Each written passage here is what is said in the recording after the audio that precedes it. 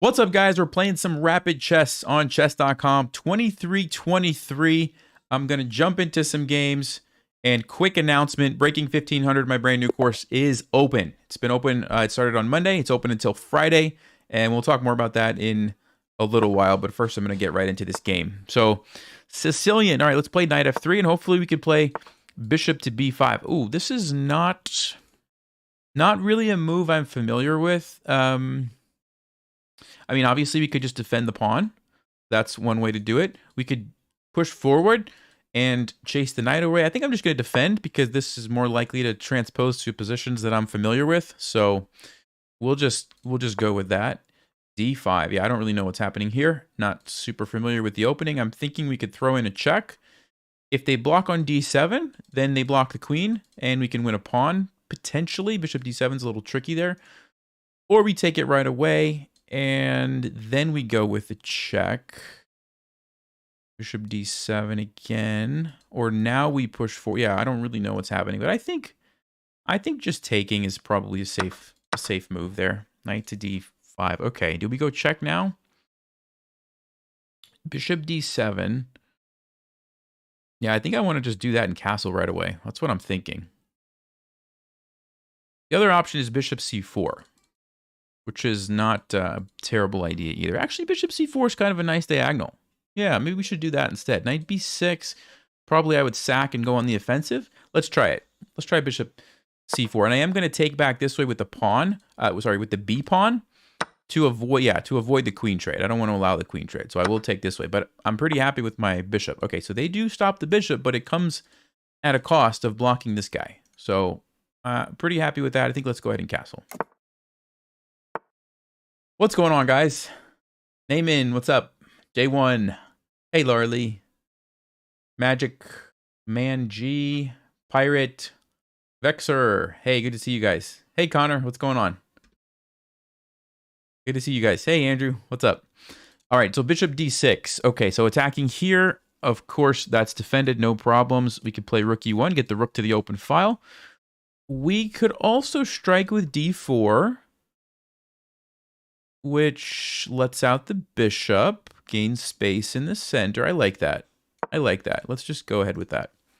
Because I don't know what rook you... I mean, yes, it's lining up, but that's pretty well defended. I'm not going to sacrifice there right now. So I think this is maybe a more valuable move. Hey, Matthew, what's going on?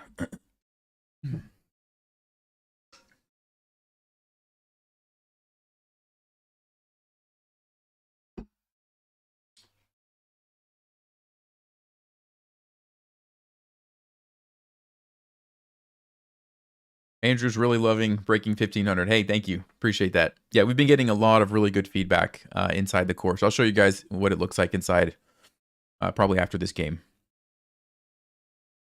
So we finally got our opponent thinking a little bit. They were blitzing out those moves there initially. Knight C6. Okay, so my initial instinct is to throw the pawn forward, gain a tempo on the knight. They don't really want to open up the king, I don't think. And after they move the knight, then we take here and just continue trying to attack the king. Yeah, so the only issue is what happens on, like...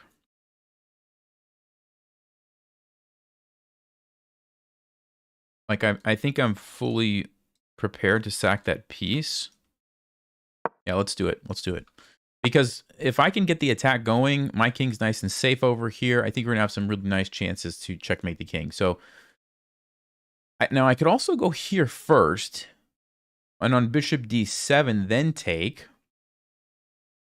Or trade and then take. You can't take with the queen because you get pinned, so you have to take with the pawn. And how do we take advantage of that is the question.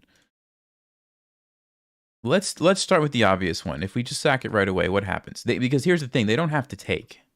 If they take, I'm happy. Queen d5, we're in good shape. But if they play king f8, that's really the move.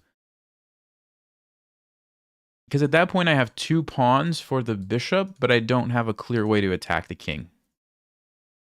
At least not that I can see. So I'm not really ready to do that. So maybe we go here, trade, and then take. Yeah, that's got to be the way, right? That's got to be the way. Let's do it. Because if you're going to sack a piece, you kind of have to have a clear, at least some sort of a clear path of how you're going to attack the king. Let's check one more time. Does sacking do anything? We take, again, that king f8 move is really the move that kind of saves black. So we're going to take here. We're going to trade here. And what we've done is force a weakness. We've forced an isolated pawn that I can now target. And there's also some weaknesses on the king. I don't know where the king's going to go yet, but regardless, this is a target. Now, of course, I have my own weaknesses, but the big difference is the king is still weak and mine is not. So I think it's a pretty nice position. Also, this knight is awkward over there. So rook e1 looks like a really nice move. Knight to g5 also, because then I can meet castles maybe with something like queen h5 or queen d3. I can also castle this way if they want.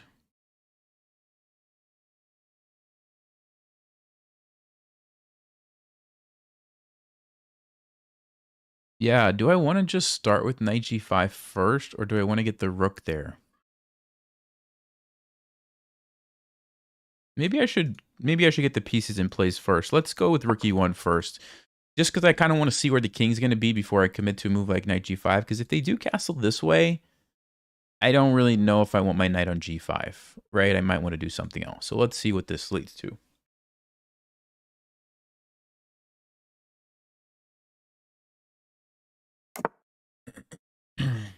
Oh, they do castle kingside. Okay, interesting. So I kind of feel like, let's see, we've got this target. We also potentially have this if we get knight g5 paired with a queen move there. We could even jump in right away because this is pinned, so that's another option for me. Problem is, there's so many good options. Which one is the best? Once the queen moves, then what do I do? I don't really have a follow-up.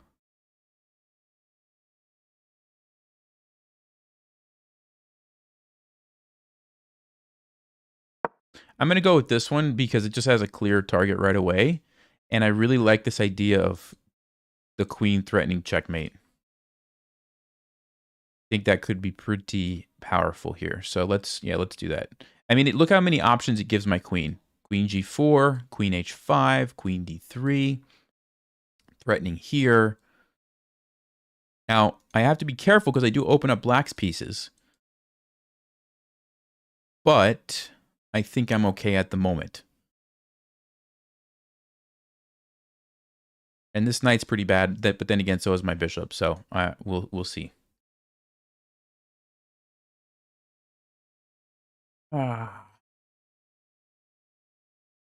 Way down on time, though, so I do need to speed it up a little bit.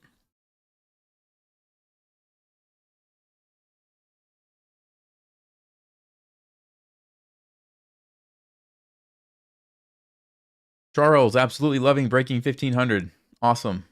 Good to hear it. 1900 common mistakes video. That's a good question. I stopped at 1400, but I may go back later and add 1600 and 1800 on there. But that's where we stopped right at the moment.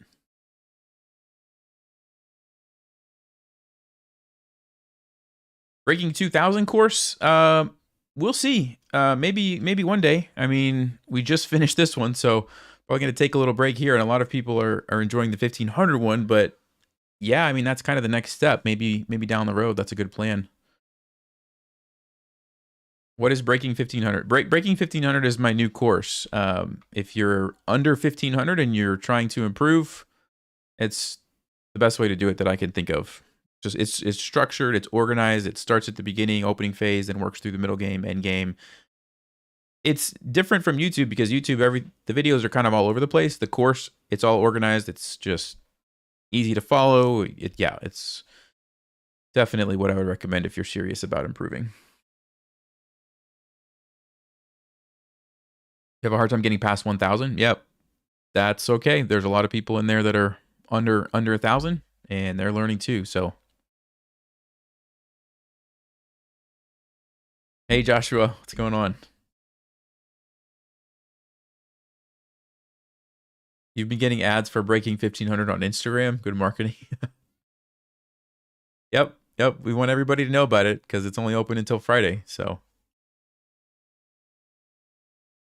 but I mean, once you enroll, you have lifetime access. You take your time, go whatever pace you need to. So I know some people were confused by that. They thought it was only open until Friday, but no, it's open for enrollment until Friday, and then you take as long as you need to. All right, our opponent is taking a big think here. So I don't know if that's because they're concerned about something or just really trying to, okay, bring the rook over, defend the queen. They do have a threat, right? You always got to pay attention to these batteries lined up. This is a tactic. Okay, I'll lose a rook if I let that happen. Well, I'll lose the exchange, but that's not something I want to do. So yeah, definitely going to move the queen off of this.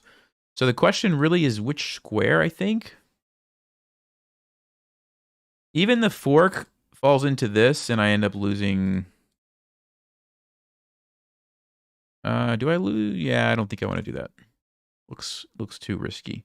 So we got to make a quick decision. The problem with this is g6.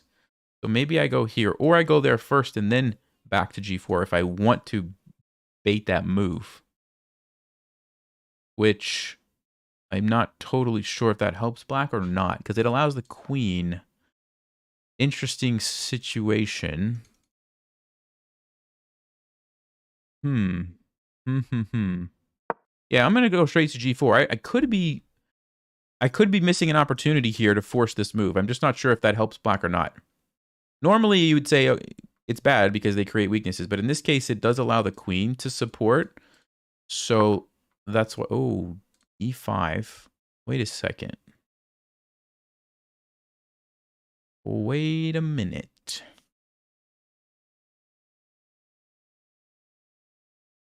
If we go check, he can't take because of the fork, but you just move.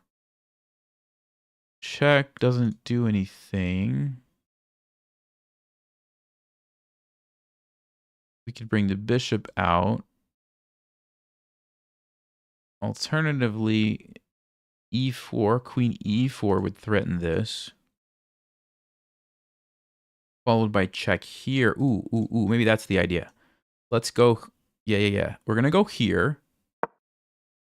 You've got to play g6. Then I think I can go check, force the king to move, jump in with the fork. Oh, there is queen f7, though. Queen f7. Ooh, okay, but we could play bishop e3, but my knight is pinned. Oh, I'm not so totally sure. Let's see. King goes here. Fork, queen f7.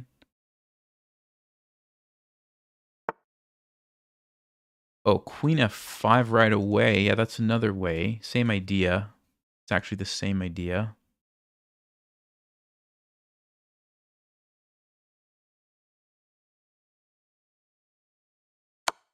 I think I definitely want to go there. I'm just not sure what the follow-up's going to be. Probably have to defend this.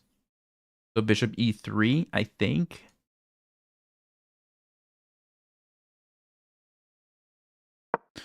So we do have a fork. That's the threat.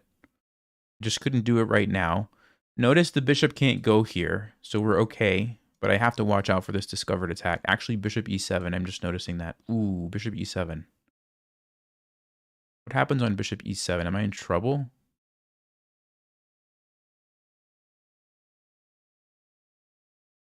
Ooh, I might be in trouble because I can't defend the knight. Let's see. Do we have any tricks here to get out of this? Queen e4, bishop takes. Bishop e7. Oh, man. I missed it.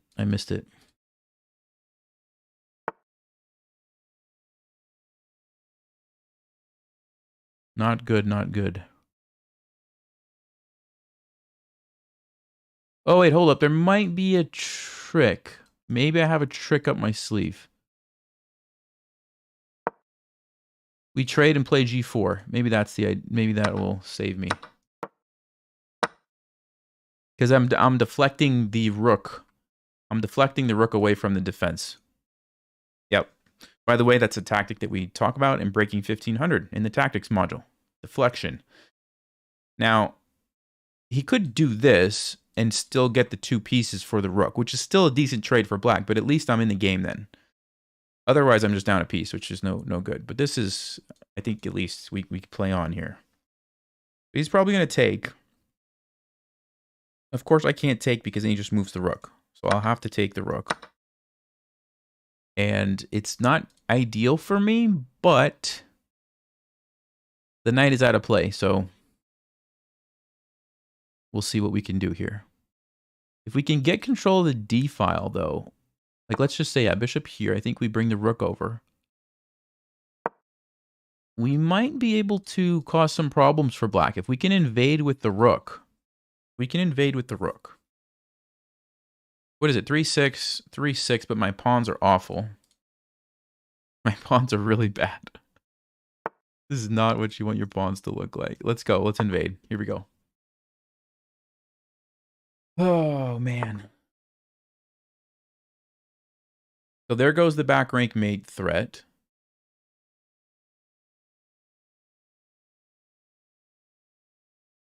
He wants to take the pawn, and I can't do anything about it. So what I'm going to do is try to target the knight.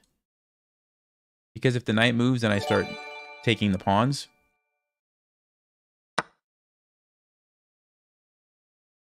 So here we go. Knight's going to move, I think. Then we can jump in with the rook.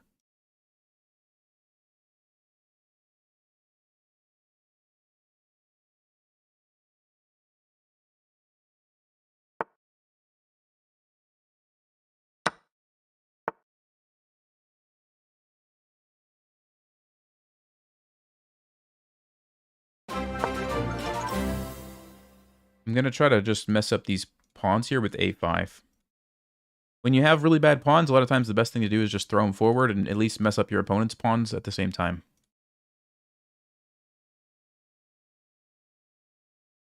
Why am I closing enrollment on Friday? Why not leave it open? So I can really focus on the people inside. So I've been really involved in there, actively responding, and that's the main reason. So if they take this way, we grab this pawn. If they take this way, we... Oh, I actually can't. I mean, I could sack this, but do I really want to do that? I could go here and then harass the knight again. Yeah, let's do that. So we're going to just keep trying to be annoying here.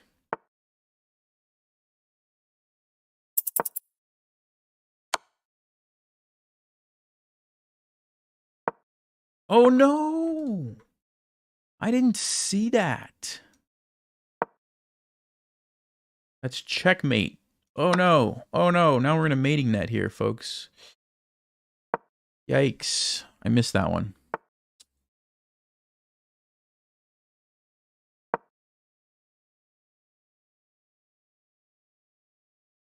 That was really bad.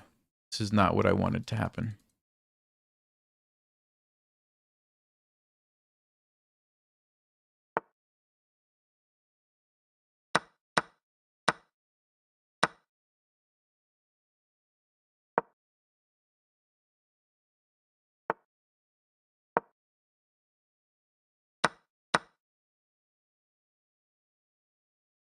At least we're not getting mated from the rook and knight anymore.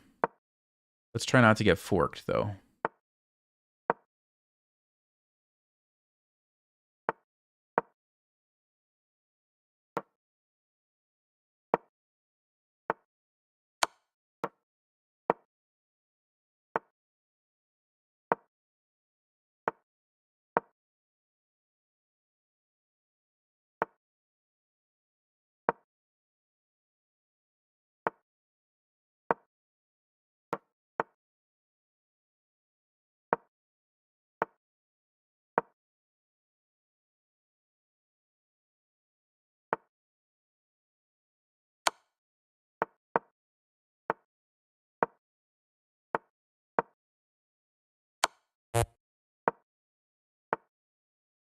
Yeah.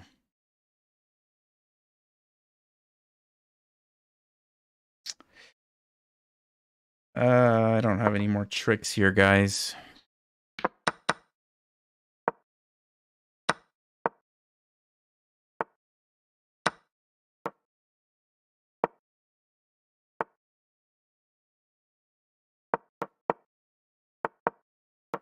You can see though, like you can see how strong the knight and bishop are, right? Which is why that wasn't really a good trade for me.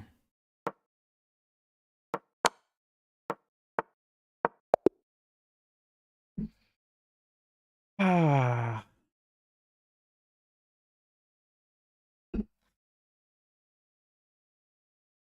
All right, let's check the game review. I think our opponent just played pretty nice game.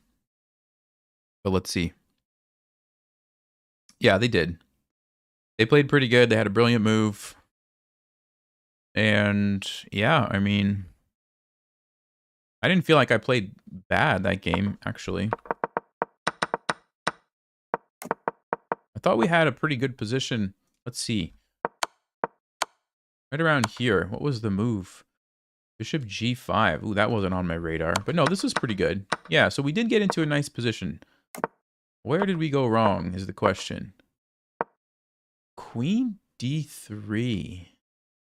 Oh, so you deal with the threat by defending it with the pawn, so you don't actually lose any material. And then you just go for the fork.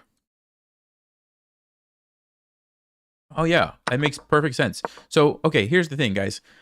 I wanted to fork these, but I can't. Because if I do it now, there's this move, right? And then I'm losing this.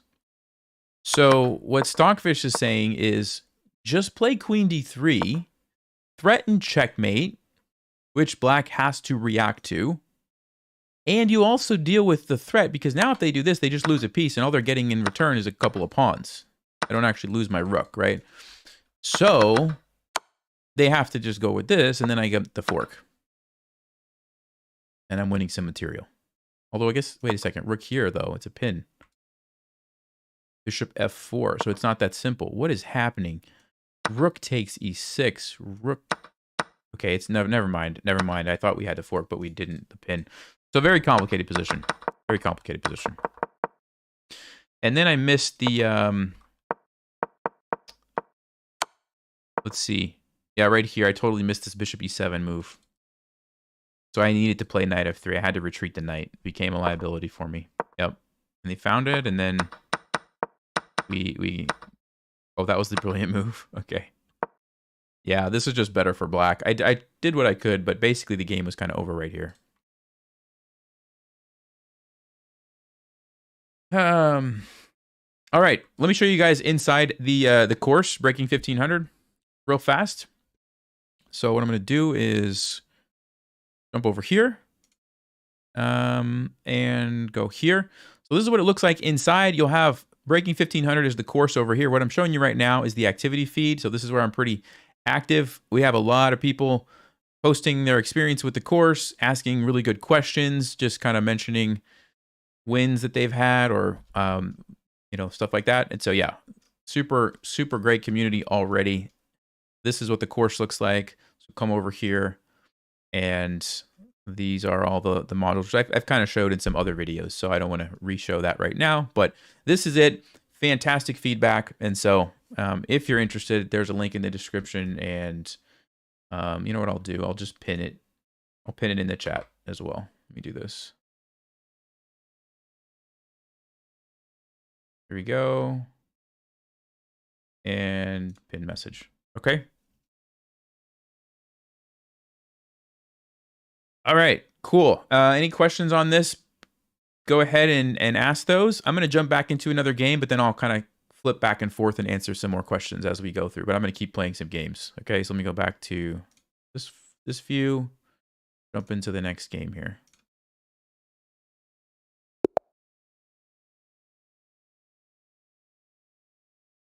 All right, here we go. French. Let's go with bishop e3. Yeah, let's do this line. I've been having a lot of fun with this. It kind of takes the French players out of their comfort zone. We'll play f3 and take this.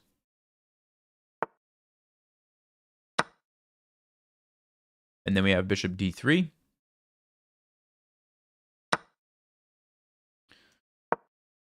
And there's a little trap here. We'll see if our opponent falls for the trap. Queen h4 is actually a mistake because we have a sneaky little move after g3. Oh, they didn't fall for it. All right. I think they were thinking about it, but I guess they know that one. Basically, after this, g3, they take it. They think that they're getting us because the rook and it's pinned. But we actually play bishop f2, pin their knight, and black's the one who's in trouble in that situation because their knight's pinned to the queen. But they saw it.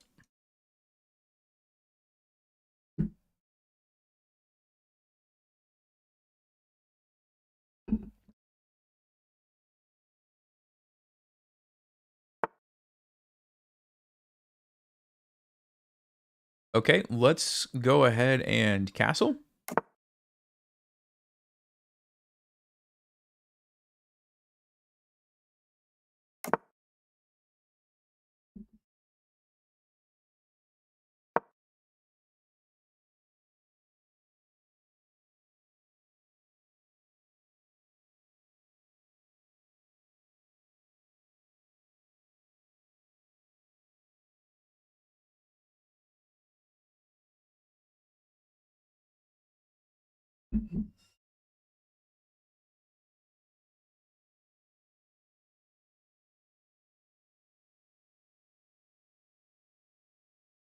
Will the course be discounted in the future?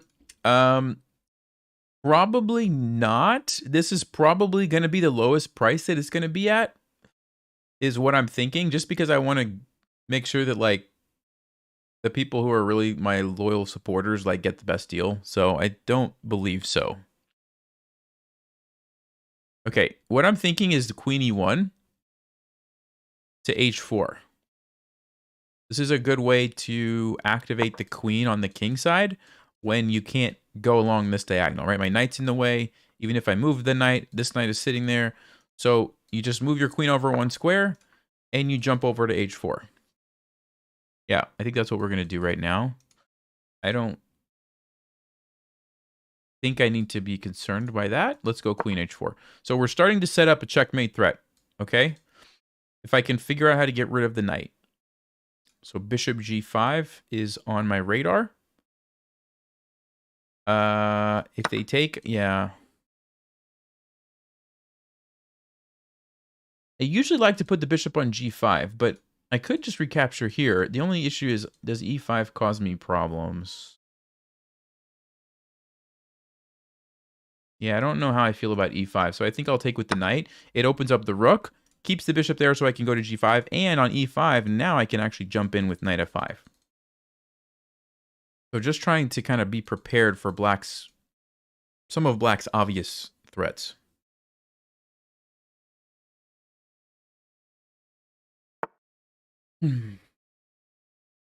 Oh, okay, knight e5. So attacking my bishop. Maybe also trying to go over here. The question is,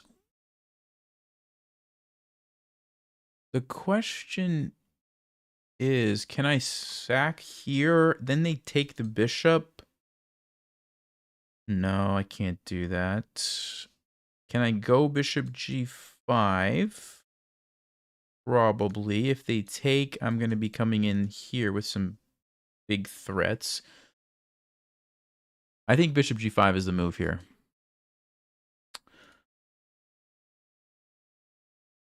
Bishop g5. What is black going to play? I'm not worried about that. Yeah, let's go. So basically, I'm saying, look, you can take this. Okay, you can do that. But, oh, maybe they want to take with the f pawn. Is that the idea?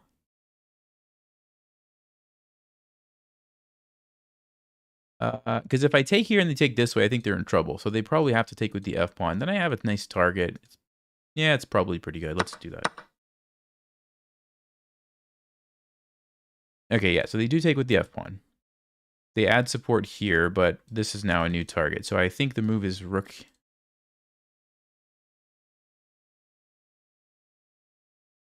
I'm going to watch out for this, though. This bishop c5 move would be potentially a problem. So is it king h1? Is that what I need to do?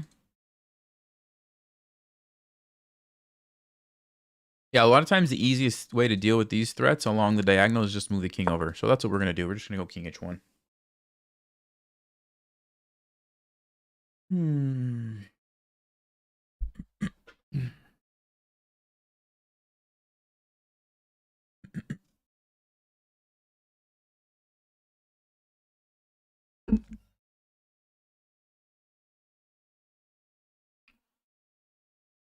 The new course, Breaking 1500, is different from the 1000 and 1500 course.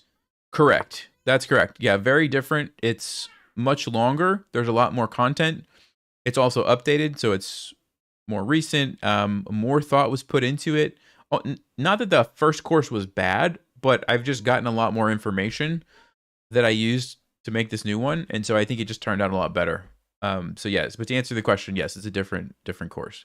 So h6, my instinct is just sack the bishop. My instinct is to sack the bishop and invade with the queen. If I take here and they take with the pawn, I'd be happy. So they would take with the rook for sure. We take, they would take with the queen, yeah.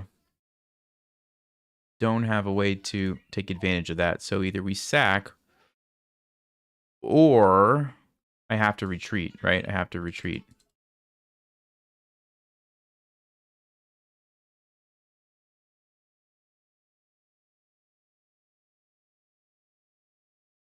Really trying to make this work, but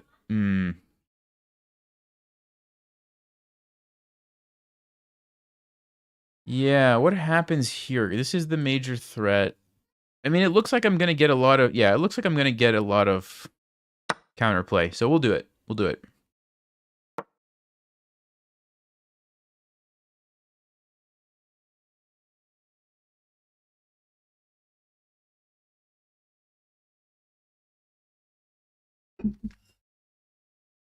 You're releasing a course 2, breaking 600. Nice.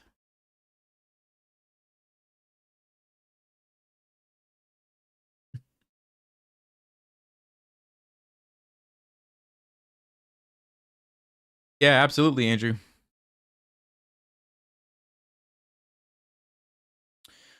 Did you get breaking 1500 even though you're only 950 and already have the previous course? Yes. Yes, I think you should. It's a lot different and it has a lot more. Like module 4 where we go into all the different tactics, that was kind of lacking in the other course. And this one, we hit every single different type of tactic. And so, yeah, I definitely think you would benefit a lot from it. Okay, so he defends this way. I'm thinking of a couple things. We could do a rook lift like this. The only problem is this bishop might prevent that. We could try to bring in the knights somehow. Even like this. We could bring this other rook over. Put the pressure here.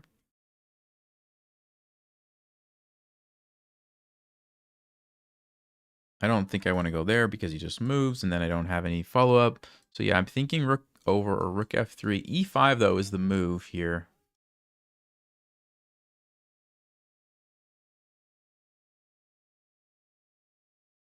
Yeah, let's bring this other piece into the game.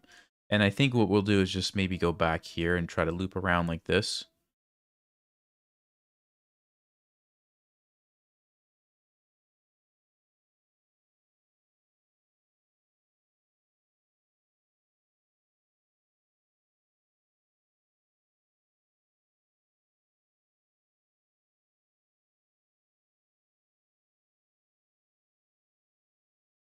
I really want to do a rook lift and get the rook to h4 because then the bishop can't stop it.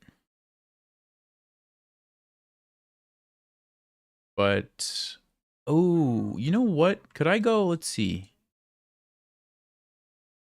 I'm trying to think if I could somehow use an interference tactic to block the bishop. Like, for example, you go here, I sack it, and then the other rook is ready to come into the game. Yeah, I'm just not sure if I can get away with that. Knight to g4.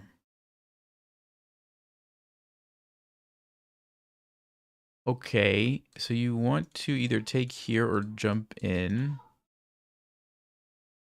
I can trade. You can't take with the queen because of this, so you have to take with the bishop.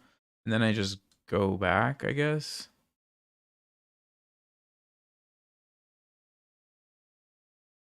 Do I have any other moves that I'm missing? Queen g5. I mean, ideally, I don't want to trade pieces, but I also don't want to just... Yeah, I have to. So let's go queen g5 now, I think. Or queen h4.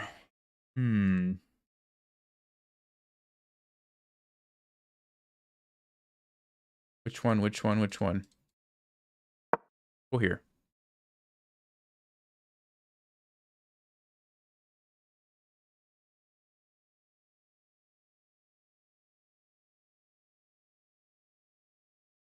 E5 is what I'm expecting.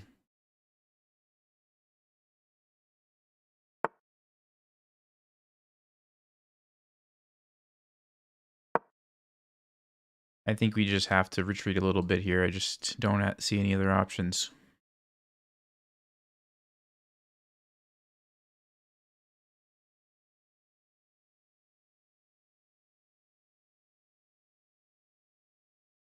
You successfully used the fishing pole trap for the first time yesterday. Hey, awesome. Awesome. Yeah, fishing pole trap's a lot of fun. Fishing pole trap is so much fun when you pull it off. Okay, so we got to be really careful here. This is dangerous. This is very dangerous. I think we should go knight e4 maybe to deal with that.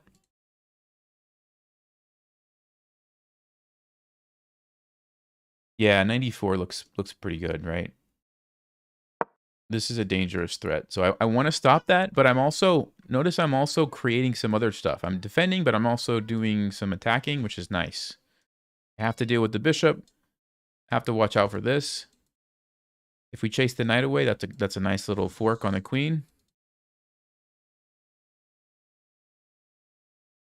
So what is black going to do? Bishop b6, bishop e7. Bishop e7 it is. Okay. Everything's defended for black, so I have to retreat. I do have to retreat. Let me go here. I have queen d5. Bishop f5. Queen d5.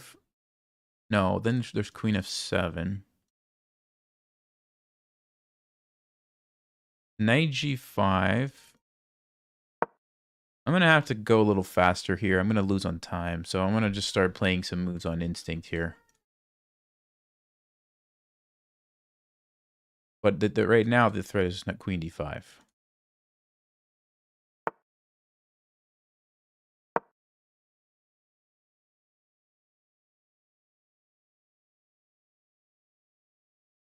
Trying to keep those light squared threats open. Sorry, this is what I was trying to do.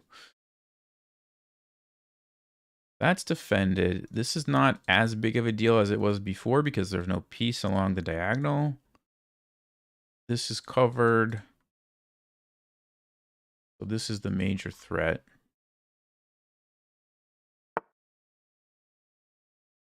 He's going to deal with it with queen d5.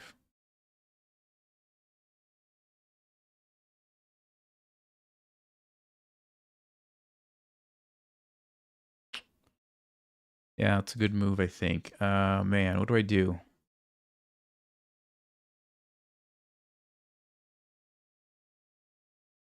What do I do? Queen d5, there's c4, c5 takes b4. Not ideal. Maybe it's the best I have, though. I'm gonna go here for sure.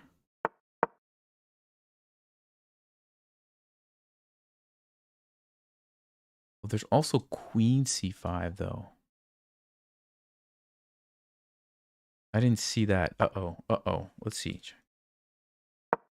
Okay, but I can escape. I can escape the smothered mate shenanigans by going king h2. Here we have king h2. Okay. We do have a threat here. This is wild. These are not the kind of positions you want to play with a minute and 50 seconds on the clock. The knight moves, we have a threat. The king now has an escape square. This is a threat. The queen could also defend in certain situations. Bishops are super annoying on an open position, though.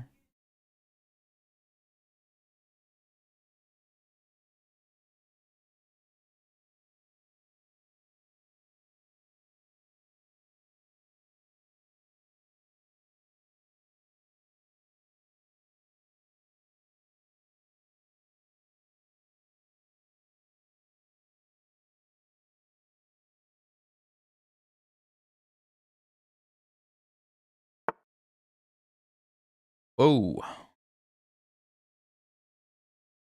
did he find that move? Is that even a good move?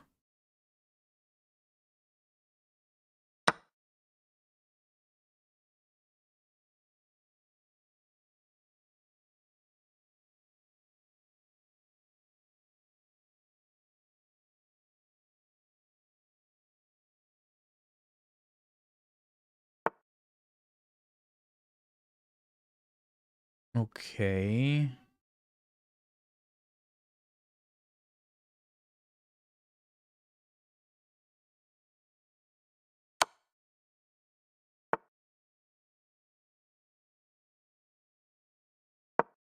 Guess we're back to the same position, except I took a pawn. Gotta be a good thing, right?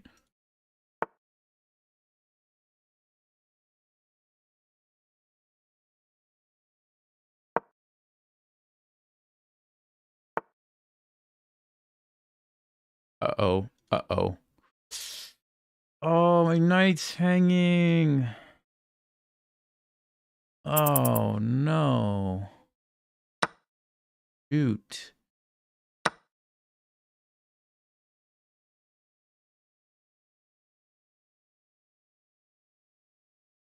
Can't move anything. I literally can't move anything.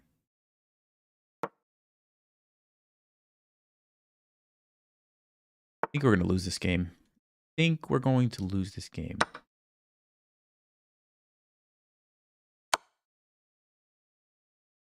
Mm-hmm.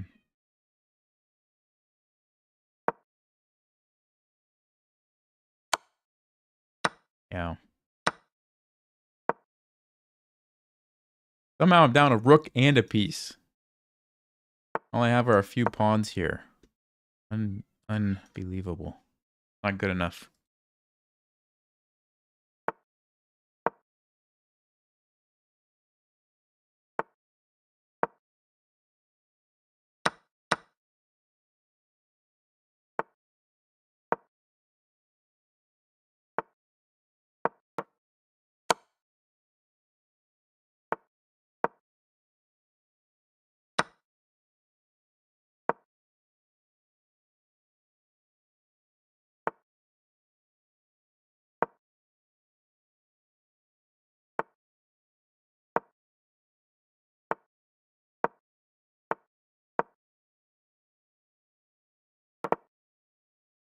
This is probably a good time to resign, but I'll just play it out.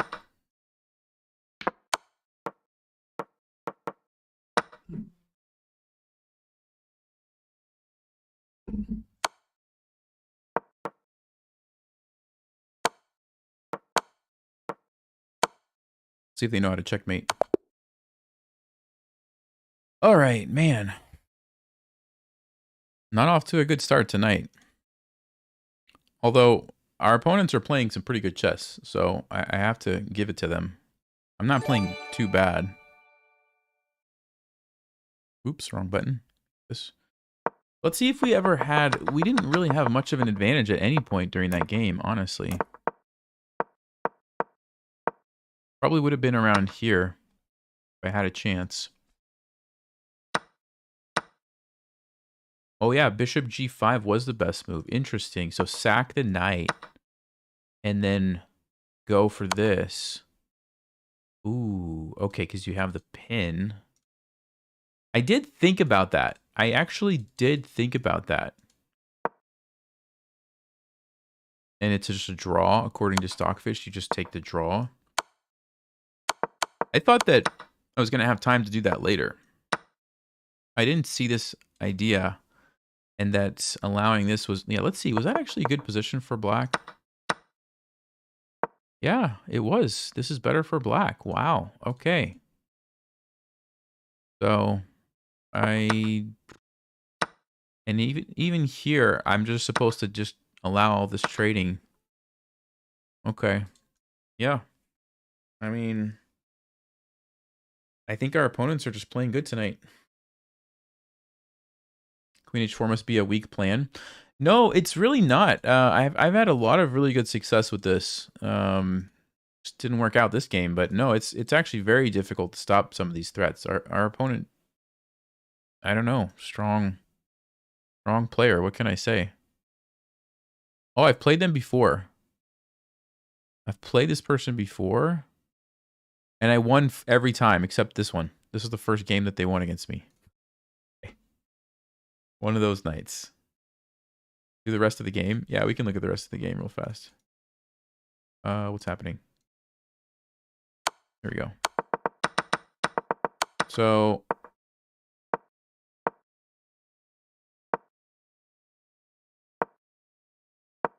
here I was supposed to play H3. H3. Okay. I didn't... Yeah, I was afraid of this, and I should have just realized that I could run to H2. Okay. All right. Let me read some chat here. Refocus.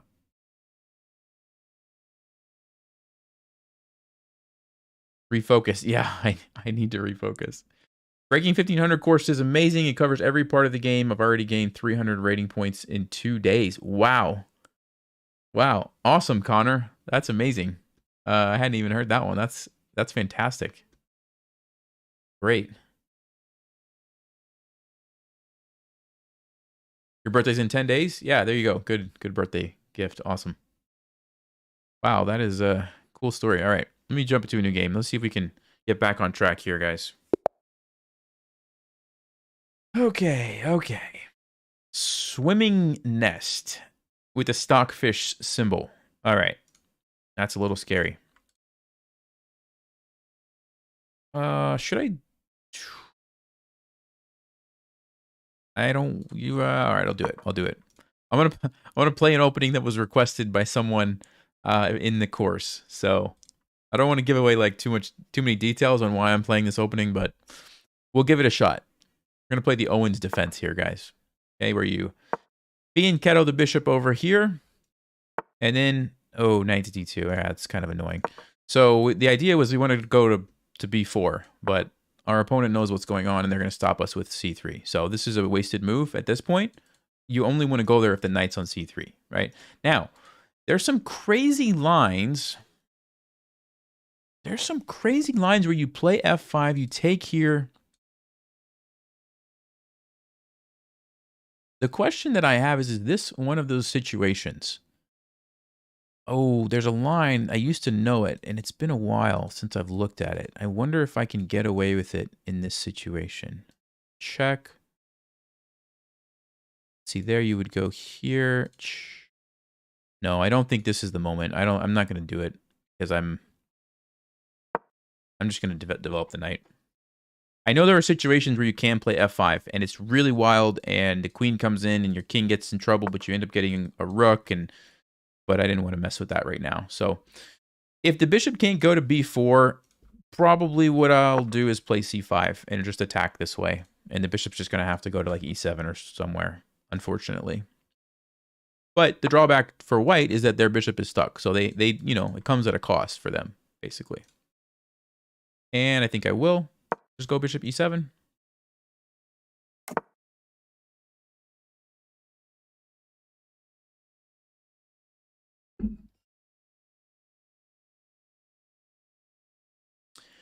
Okay.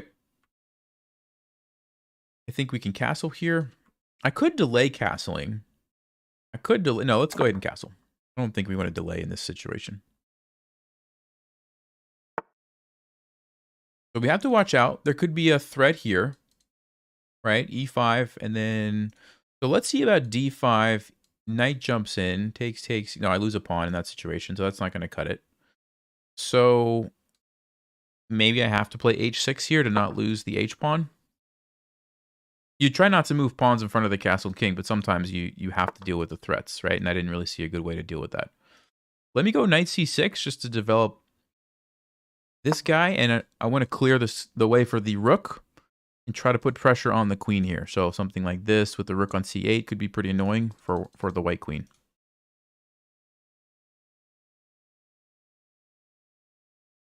Hey, Mark, what's going on?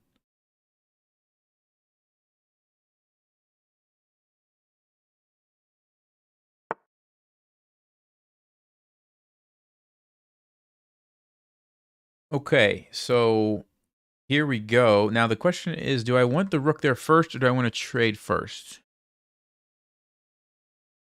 Can't play d5. We just take it. Let's go here. So we're setting up a threat, right? We could take, and then we have a discovered attack with the knight. So white has to deal with that. I don't know exactly how, but that's kind of an annoying move, I think.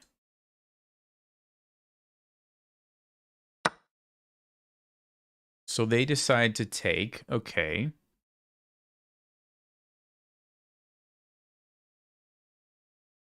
I think I want to take with the bishop to leave the pressure here with the rook, but there's something to be said about this too, and then throwing these pawns forward. No, I'm going to do this. I'm going to do this.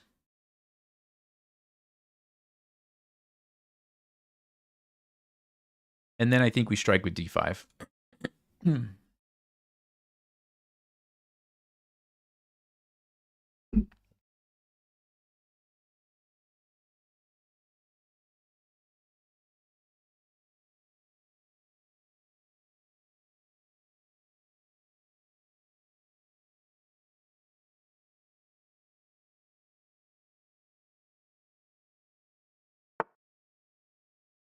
Bishop to b2. Okay, so they probably want to play c4 at some point, unleash this guy. I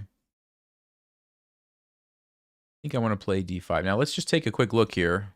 Just take a quick look. If I do take this, jump in with the check. The king can't go to f1. Oh, actually, it could go to f1. This is guarded. Yeah, it's probably not good enough. If I just attack it, I guess white would just defend. So not quite. There is knight b4, but the queen just goes to b1. Okay, so let's play d5. Gain some space, strike at the center. That's usually what you want to do after you develop the pieces, right? So let's do that. Okay. Do we take with the queen or the knight? Queen or the knight? The knight's nice because we jump over to f4. I like that. The queen's nice because we make battery. I like that. Also, the queen clears the way for the rook to get in the game. Both have their advantages. I think I want to go with the queen. Let's see. Does my queen get chased away, though? Bishop c4. I could probably swing it over to h5. Yeah, I think that's okay. Take with the queen. And I really like the fact that I'm clearing the way for this rook. That's just such a natural developing square for the rook to go to. Also, I like that the knight sort of acts as a defender on my king side. So I think this is the best move.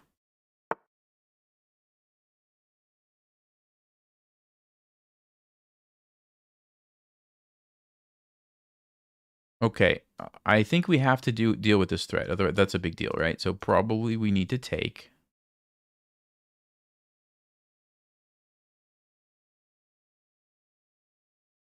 Probably I need to take bishop takes and then move the queen to h5.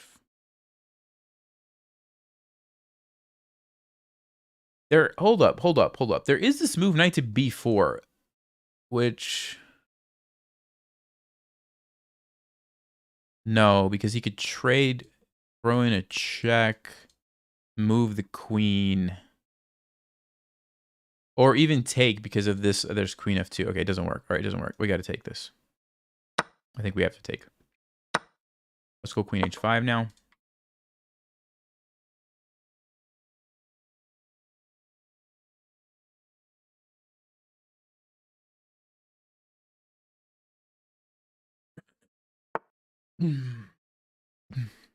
Okay, so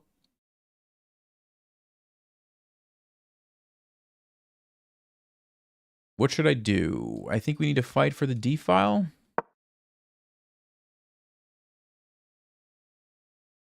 Seems like a pretty equal position.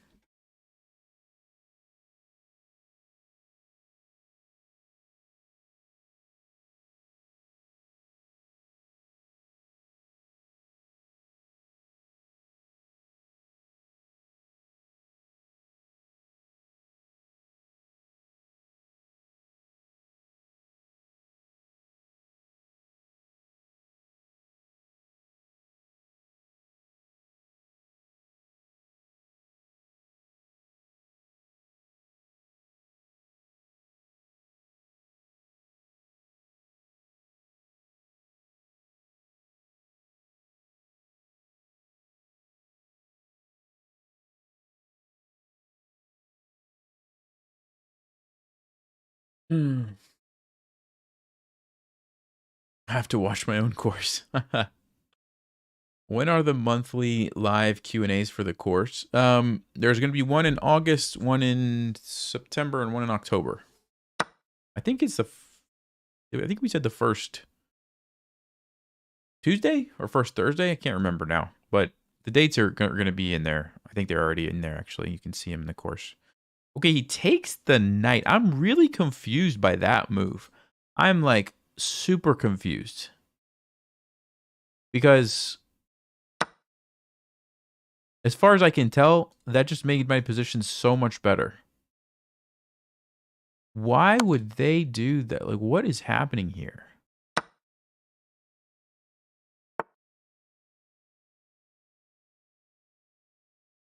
They wanted to go into this position? I mean, look at my bishops. Like, this is so much better than how the position was looking just 2 moves ago. I'm really confused. Anyway, they do have a knight on e5, so maybe that's the idea. Let's see. I guess we move the bishop. Probably just drop it back. Does it make sense to sacrifice and go for a check?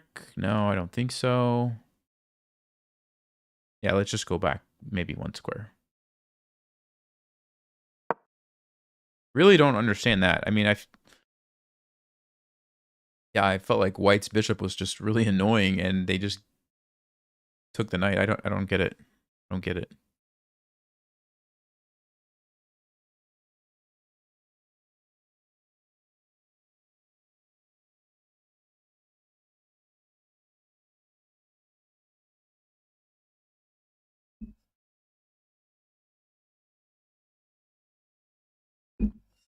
Let's see some questions on different openings. What the best opening is. So openings aren't like make or break for most people, even though they think that they are. That being said, I do have a couple that I recommend in Module 3 of the course. So if you're trying to get past 1500, there's 2 that I think work really well. But really, you should be focusing on tactics, on additional strategies in the middle game, some like basic endgame stuff. The problem with openings, especially if you're like under 1,000, is if you've been watching the rating climb, you never know what people are going to play. There's just so many random moves, right? So like spending a ton of time learning an opening, it's just not an efficient use of your time, in my opinion. Okay, what is this? So 93.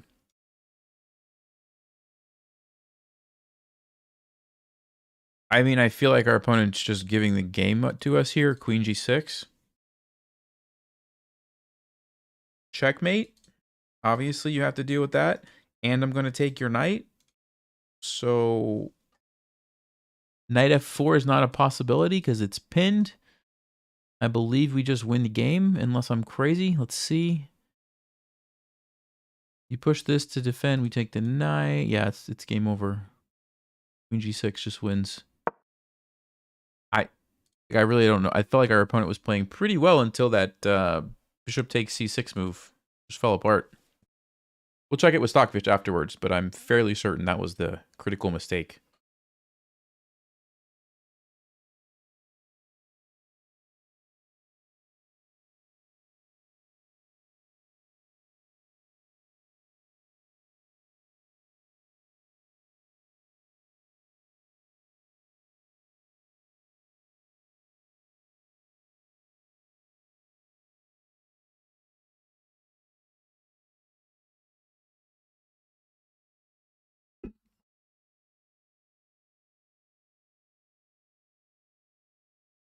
Oh, 91 is safe? Yeah.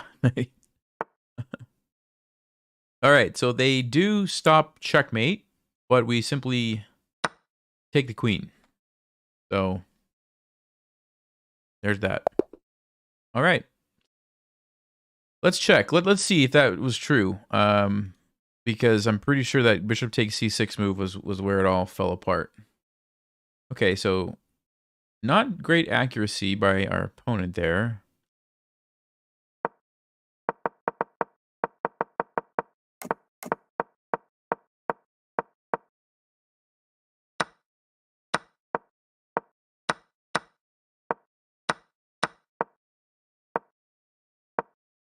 Yeah, so it's totally equal.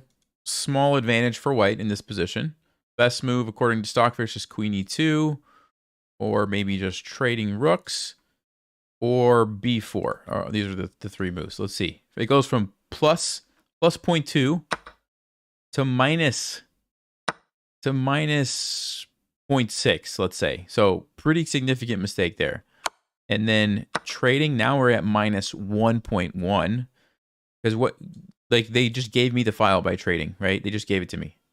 Even if they just leave it sit there, we both have control of the file. But now I have control of the file. So that doesn't make sense. Why would you trade that? So that was another mistake. And then, yeah, just not a great square for the knight. I actually missed a tactic here, though. Okay. Wait, what? Oh my, wow. Okay, if you guys want to pause, there is a move here. There is a really good move here that I totally missed, and it's not easy to find. If you want to pause, what's the move here for black?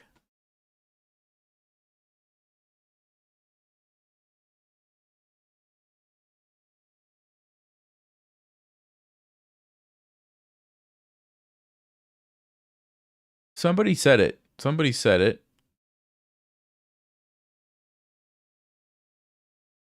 Okay, somebody else said, yeah, a different move that also Stockfish likes.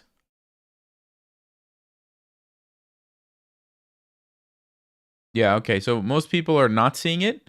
The move is Queen G5, which is crazy because you're like, okay, let me threaten checkmate.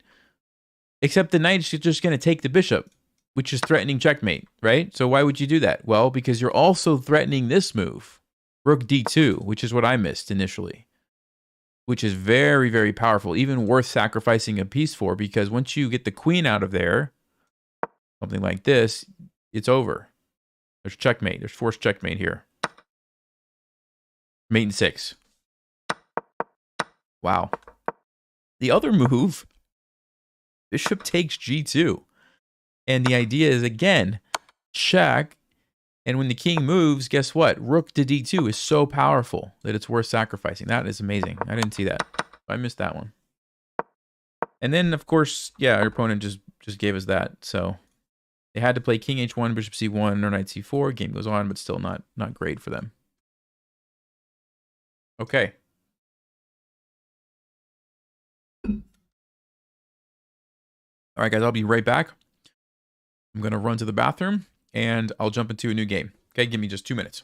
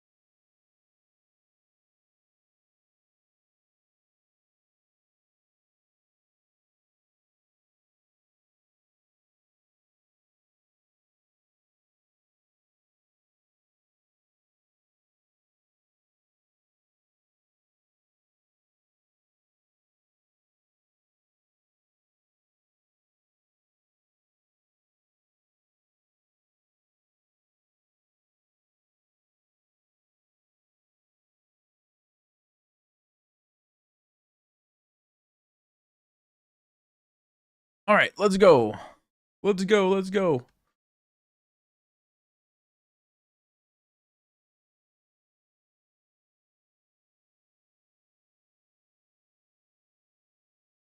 Hopefully we've turned things around. Got the losses out of the way early. And now we're starting a winning streak here.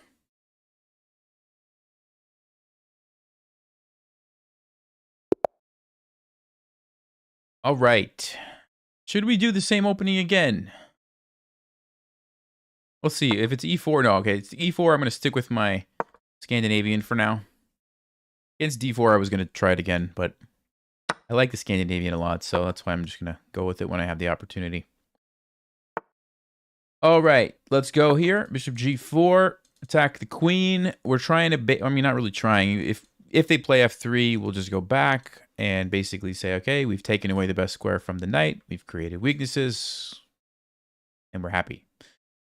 Bishop e2, knight f3, knight e2. There's some other options. Bishop e2 is pretty common. Oh, he does play f3. All right, so we're going to go back. And c4, bishop b5 check, g4 are all moves we could see here.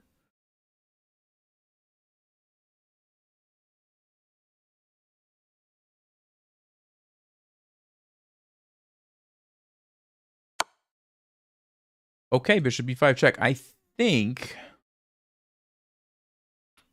Am I supposed to play c6 or 97? What is it? I think it's 97, but I could be wrong on that, actually. I think it's 97. What a lot of people like to do is play bishop b5 check and then go back to c4. And it's kind of annoying because they're defending their, the pawn. But in this case, I think I could just play... I don't know, but then you could go check again and you get this weird... Okay, c4. Not sure about that one.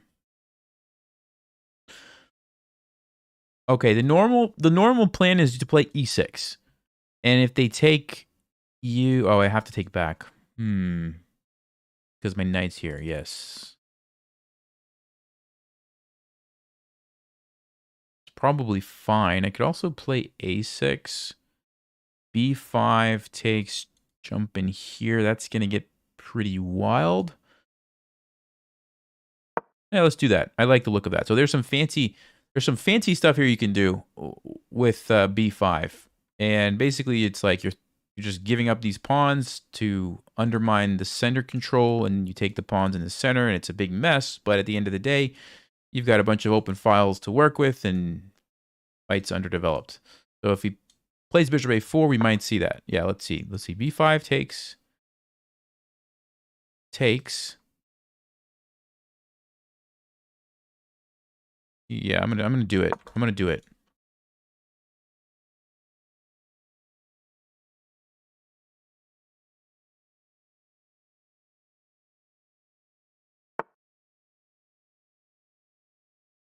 Oh, this way. Okay. See, now I can take and then jump the knight to b6, and I'm getting my pawn back. You can't stop it. You just can't stop it. Nope. Nope, nope, nope. Knight to b6. Queen a4 is not an option. Bishop b5 is not an option. You got to move that, and then I take it back. Probably going to take this way. Although, the benefit of taking this way is after I play e6, my queen is free to attack. The disadvantage is I might want more pieces on the king side, and then I would want to bring this guy over. So, but the issue is this knight doesn't really have a good place to go forward to. So I think I will take with this one. That pawn was just shutting it down. So we will change the colors.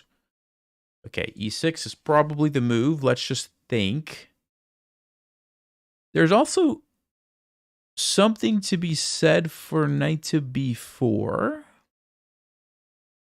Trying to jump into d3 right away. Now that's actually an interesting idea. Because how do you stop that? If you sack and you go queen b3, I just go back. I've got enough defenders. So you can't sack. You could play knight e2, but then you get hit with the knight. And you lose castling rights.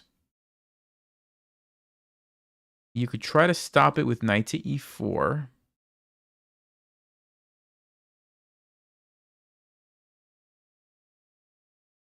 But then I play e6, threatening the... Yeah, it's... Because here's the thing, guys. Sometimes you have to do stuff right away. Because if I play e6, knight to e2, now knight b4 is not as good. He gets castles and escapes. I think I have to go for it.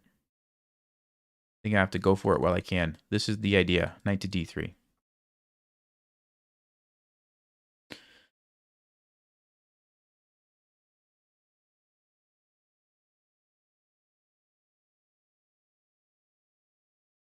I forgot it was getting dark. I had to turn on the light.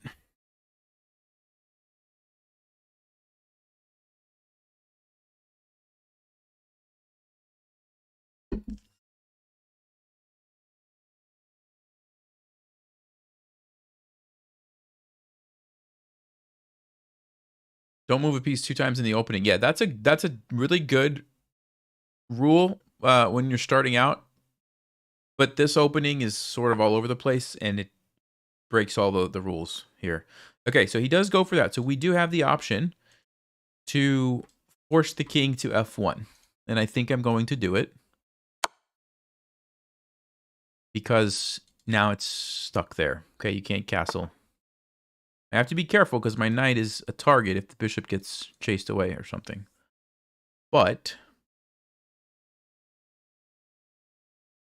I could even just trade it. I've accomplished what I wanted to accomplish from that knight, so I could just trade it so it's not a liability anymore.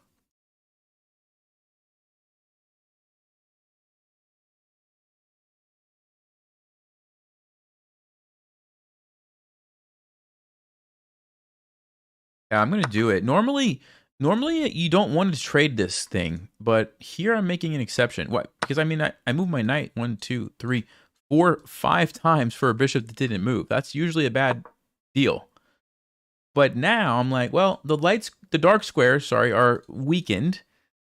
So if I get rid of that dark squared bishop, I still have mine c5 in the future. I'm just trying to envision that this is going to be bad news for white, basically is what I'm doing.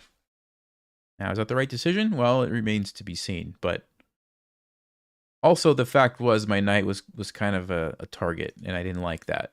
So I didn't, yeah, see, I didn't want my bishop to get chased away, and then my knight suddenly disappears, right?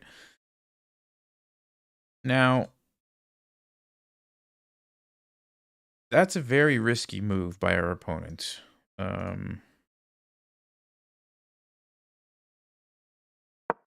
Because of the king being there, but it does gain them some space.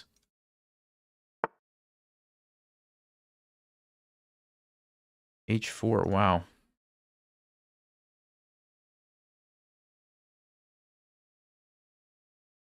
Very interesting. Very interesting. I guess we can play H5 so that our bishop doesn't get trapped. Unless there's a way to sacrifice it and attack the king. Bishop d6, H5, castles, takes. No, not quite, because there's some weaknesses here. So I guess we go H5. Resurrect Sean. Hey, thank you. Appreciate that. Appreciate that.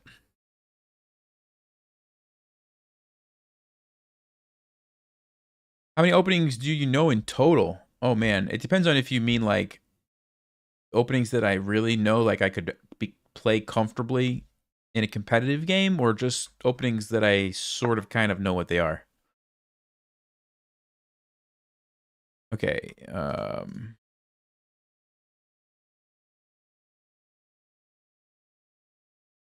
I want to develop. I'm just not sure. Is this where I want the bishop to be?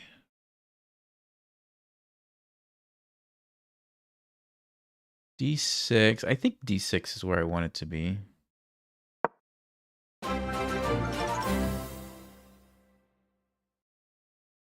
In like a competitive game, I probably... Honestly, openings are not really my specialty. Like, they're really not. When I compare myself to like a lot of other strong players, openings are a weak point for me, I think. So probably just a handful that I really am comfortable with. Yeah. Okay, I think we're gonna give up this bishop and keep the dark squared one.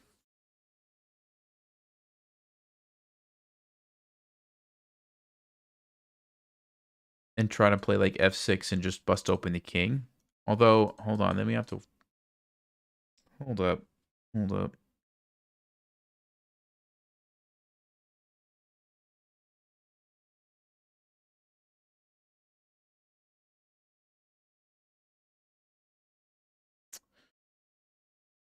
Yeah, e5. You know what? I'm going to do it. I'm going to take that. Hold up.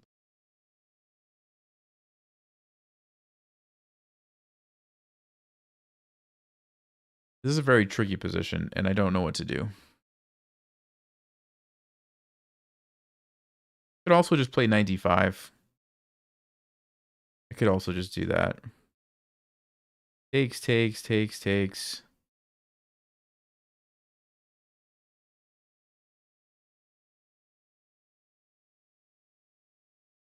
I'm going to go 95. I was going to try to keep this bishop, but now that I'm looking at it, that the 2 pawns in the center just look kind of annoying, and I don't think I want to allow that. So I'm going for a different threat instead.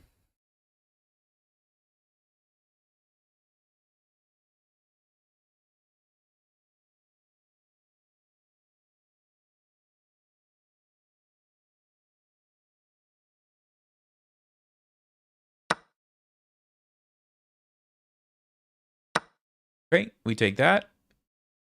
We temporarily have the bishop pair. Probably going to lose 1 bishop here. Queen check. Okay. King f8 or king e7? I think I'll just go king f8, run my king over here. Probably safer.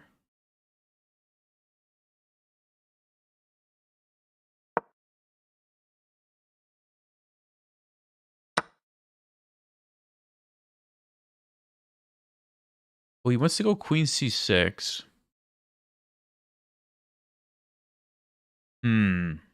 That's a good move because it's going to be able to force a trade. Okay, so should I take this way?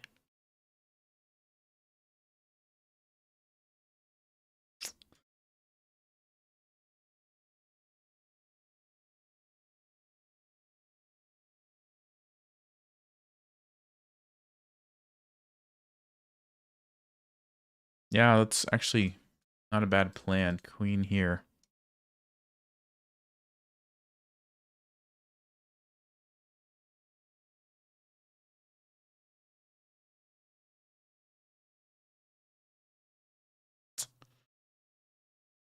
Oh, man. All right.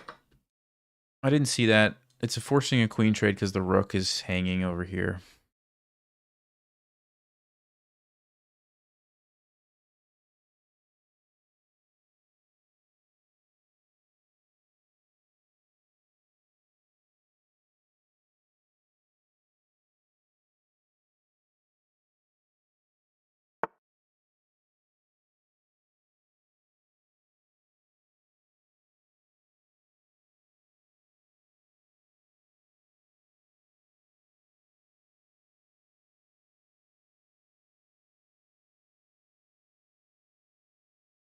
Yeah, what do I do?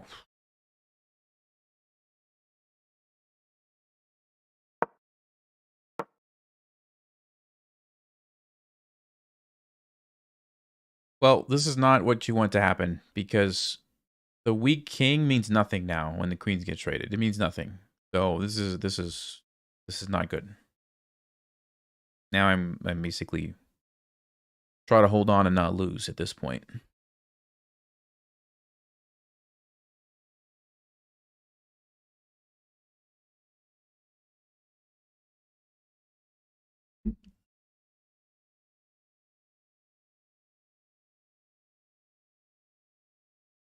Why can't I move the rook? No, I can move the rook, but I didn't want to trade queens.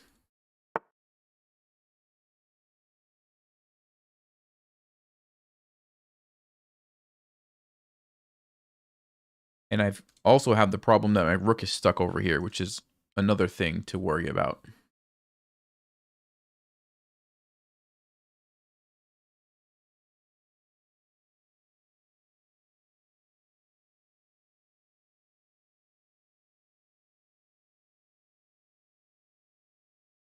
And this knight f4, I mean, this is just falling apart so quickly for me here. Oh, man. All right, Nelson, what are you going to do here? I got to get the king out. I can't just have my king sitting over here. It just takes so long. So I have to just try to get it out, I think. Even if the rook invades, yeah, I just have to get it somewhere. Here, check. Knight takes. That's not really good. So let me go here. He's going to go rook c1, but at least we can get something.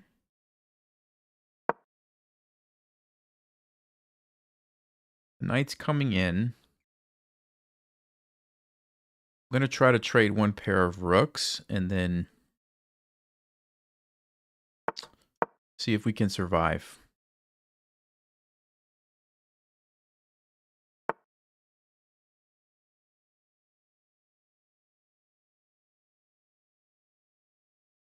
Okay.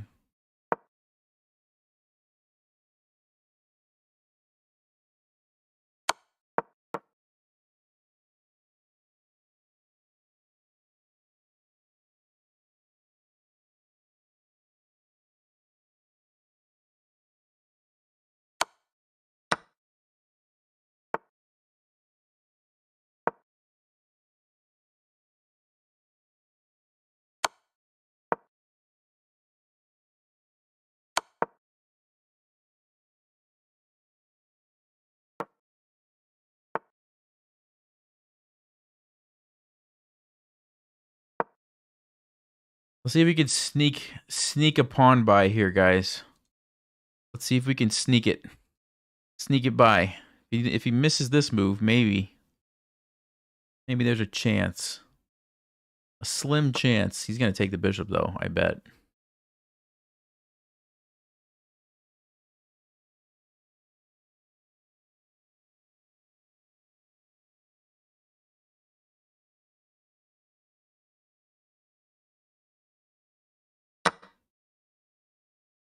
Yeah. Not much we can do at this point, is there?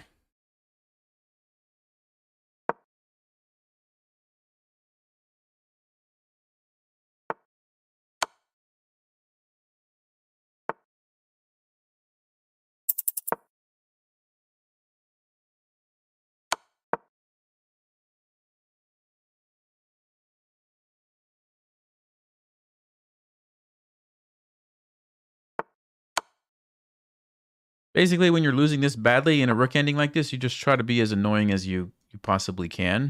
And you hope for some sort of a mistake and take advantage of it, basically.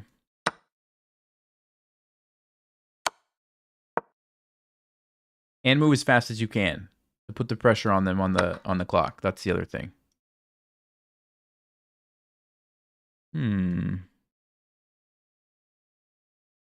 Wait a second.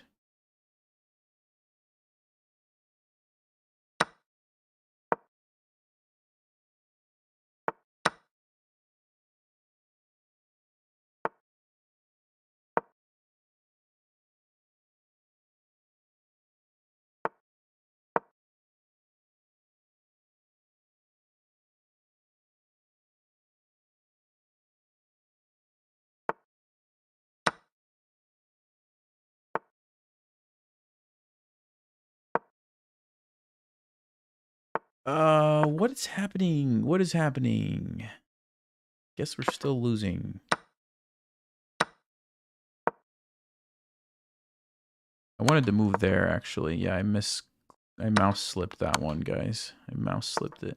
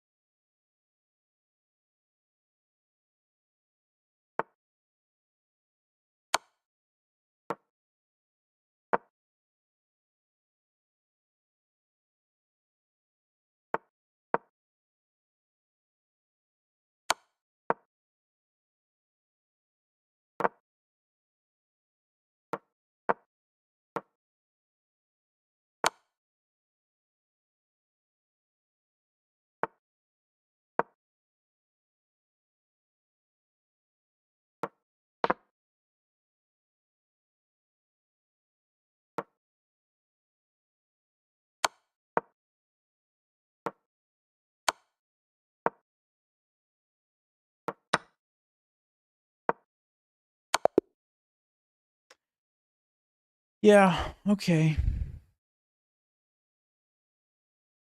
It's going to be one of those nights, I guess. Yeah, we keep, I mean, our opponents are playing pretty solid. 86, 87, and like all these losses is pretty good, so.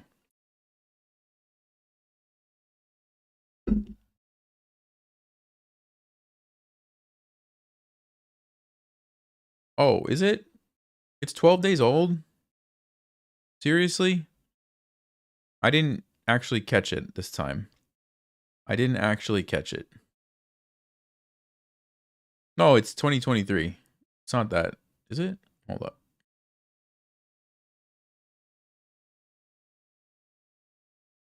Well, it's a little bit suspicious, actually. I didn't think they were cheating though. I didn't really feel like they were cheating. I just felt like I didn't play very well. Let's see. Let's take a closer look, actually.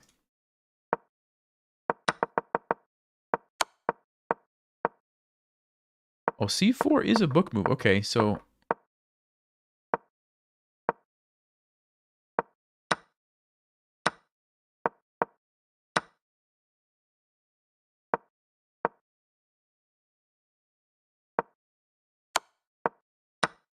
let's see. This is kind of the part of the game where maybe I was a little bit suspicious if Stockfish agrees with this stuff. G4, yeah. H4, yeah. Okay. That was the third engine move. Let's see here. No, I'm not. I don't know. It's maybe. It's hard to say. Let's check. Maybe the end game will give us a clue here. He did play pretty much most of the top moves.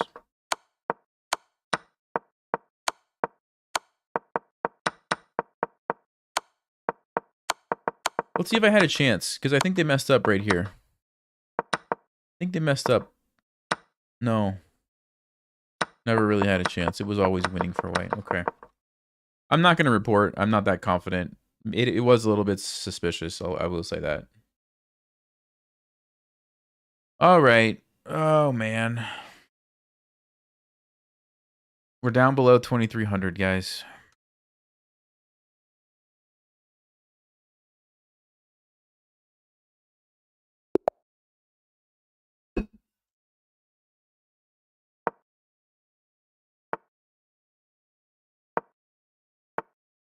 Oh, D6 Philidor defense. Don't see that too often. Let's get the pawns in the center. What is this opening? What is this opening? I'm going to play knight c3 to defend my pawn. Oh, he's doing this thing. Okay.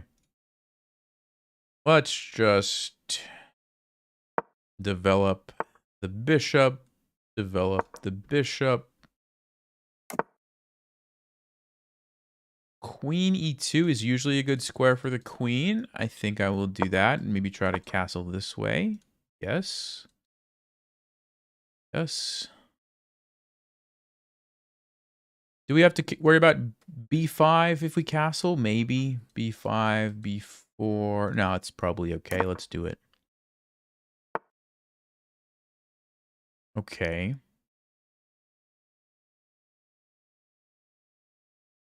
I would like to attack on the king side. So, what's the best way to do that is the question. I could play bishop b3, pretend like I'm a grandmaster here. Those prophylactic moves, you know. Yeah, we'll do that.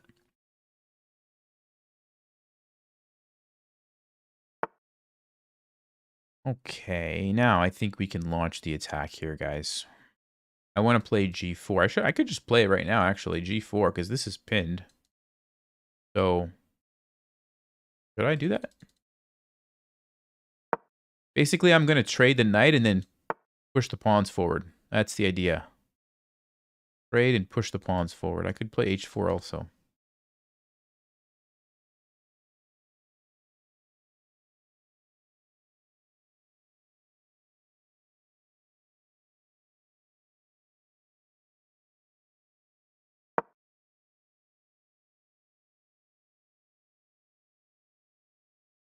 Should be an interesting game. Black's pushing over here. I'm pushing over here. I usually like these kind of games.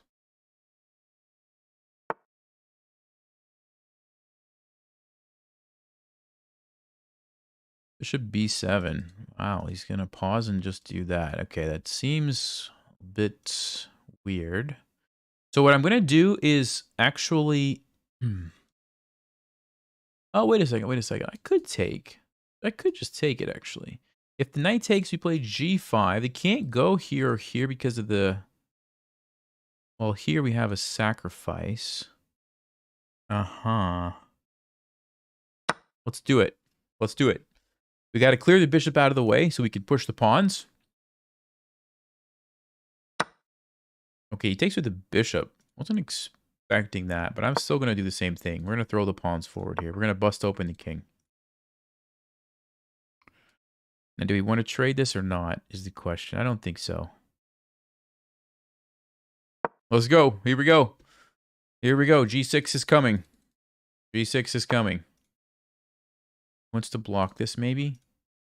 But does he have time for that? Seems like a slow plan. Seems like a really slow plan, if you ask me. G6. Let's go. Let's go. About to get exciting. It's about to get real exciting. Look at this guy. Look at this guy. Oh, that's not how bishops move. Look at this guy. You know I'm tired when I can't even draw the arrows on the diagonals.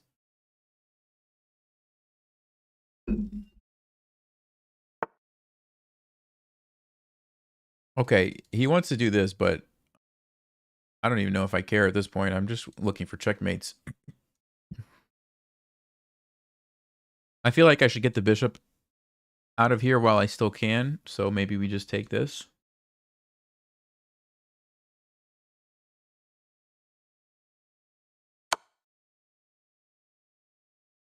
And then h6, right? h6 and just bust open everything.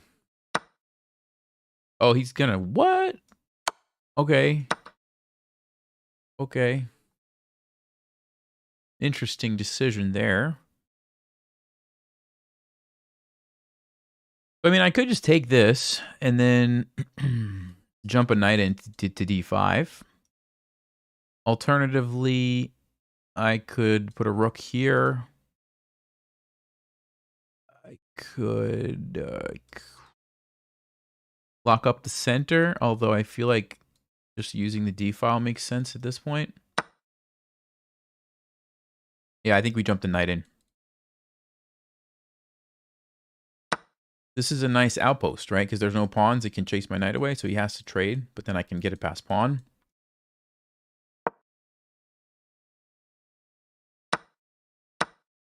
There's the passed pawn. Also, we have the pressure on this now. And I think black's position is falling apart because the king is also exposed. Okay, he's trying to hold on there, but knight g5. Look at this. Look, I don't even have to think about it. I don't even have to think about it. Look at the light squares. Look at the light squares. Look at my queen. You see what's happening, guys? Look at this.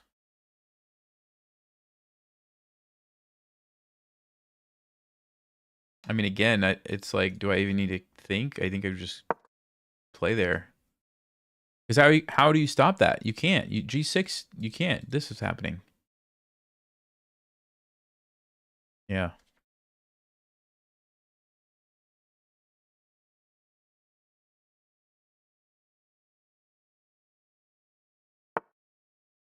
Well, you could play it, but I'm taking it.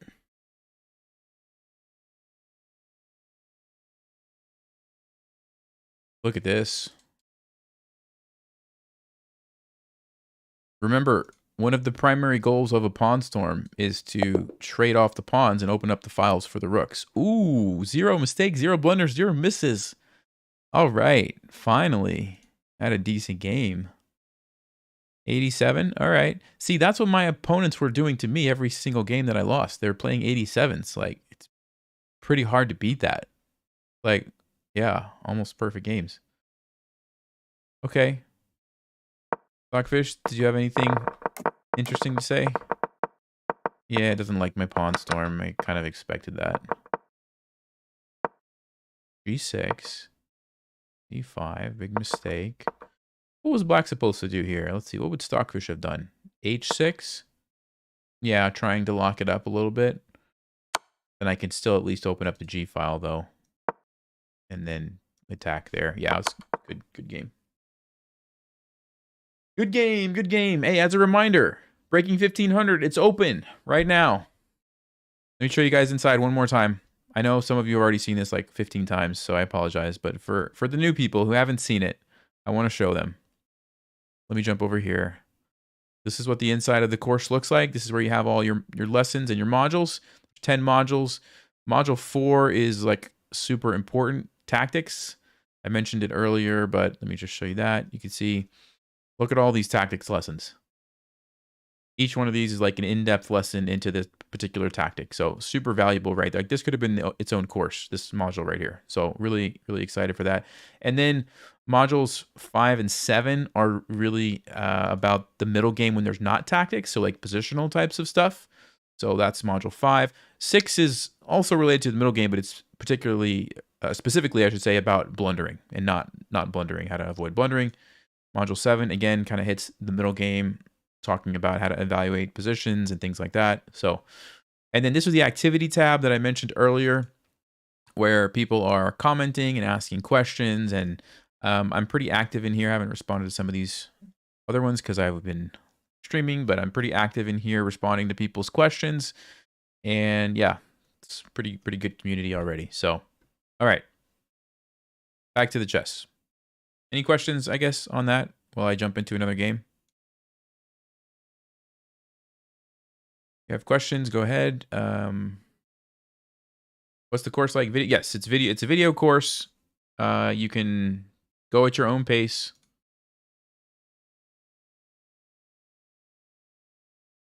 Any age limit to taking the Breaking 1500? Nope, no age limit. It's just chess lessons, so anybody can do it. Should I play?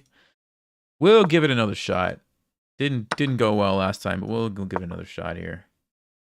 Kurt, been loving the course, bro. Awesome. Thanks. Good to hear that.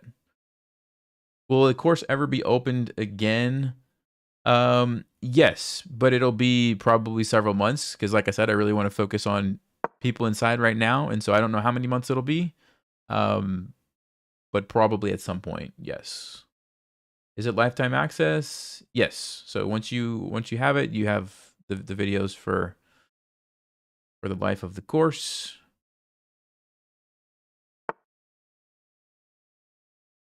Let's go back. We played this earlier.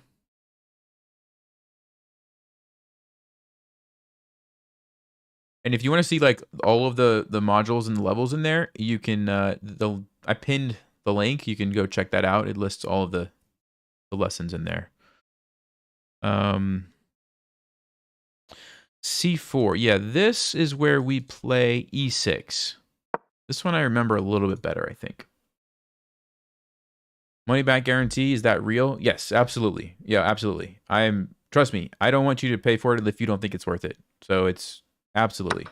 But I don't think there's going to be very many refund requests because yeah, I can just tell from the feedback so far, like people are saying they're getting more than their money's worth. So I don't think that's going to be a problem. But if you're like, nope, this isn't for me, absolutely. Okay, here's what we're going to do, guys. Here's what we're going to do. We're going to play bishop b4 check.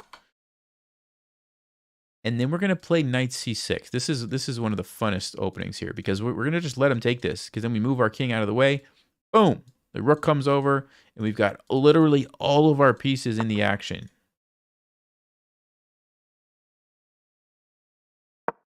Yep. Look at this. Look at this. This is great.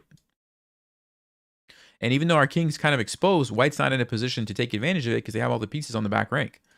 So I don't think they can actually get away with that. I think that's super dangerous, allowing the rook to come over.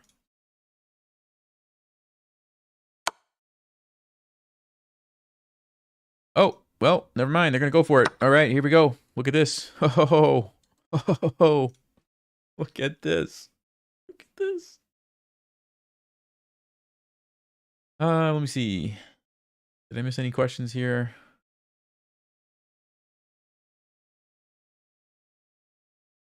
Yeah, basically. How long is a typical lesson? It kind of range. So I think there's 80 something lessons. Most of them are probably in the 10 to 15 minute range. Some of them are shorter. There's a couple of videos that are like 3 or 4 minutes that are quick. And then there's some other videos that are longer, like maybe 30 minutes. But on average, it's probably like 10 to 15 minutes. And then 80 lessons. So 10 different levels. And okay, so he's trying to defend. I think we still go here with the rook. Is there any other move that makes more sense? No, I don't think so. This is a very powerful move because we pin the knight. And at the same time, if we need to, we can tuck our king back here. And it's kind of like we castled, right? Call it castling by hand. You don't actually castle, but it looks like you castled and you're in pretty good shape. So I think rook e8 is good. We are threatening to take this now again because of the pin. And white has to be extremely careful because there's just so many pieces. Look at them. There's almost every single one of our pieces is in the action here. King f2, okay.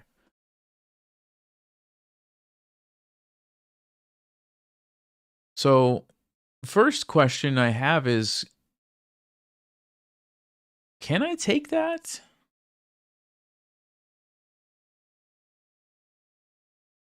Knight takes, bishop here, bishop e3, takes, check, bring the rook. I mean, maybe it's pretty complicated. There's also the queen taking right away, though, which takes, bishop here, bishop e3, again, takes, check. Looks like I could probably take it and maybe get into a decent position, but I also want to look at some other moves. Like moving this knight so my queen can come here.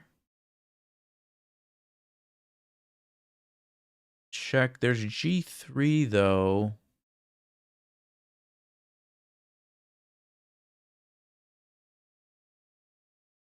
I really want to take that. Let me think about this. The issue is I have to sack the rook for the bishop to really make it work. So that's why I'm hesitating. Let's see.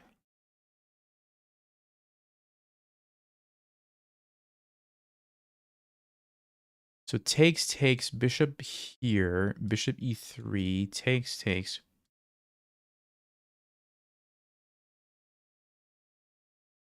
Check. Yeah, I'm not sure if it's good enough. I'm not sure if it's good enough, guys. So if it's not, what is my backup plan? This king f2 move. I feel like there should be something for this. I just don't see the follow-up, you know? Just don't see the follow-up.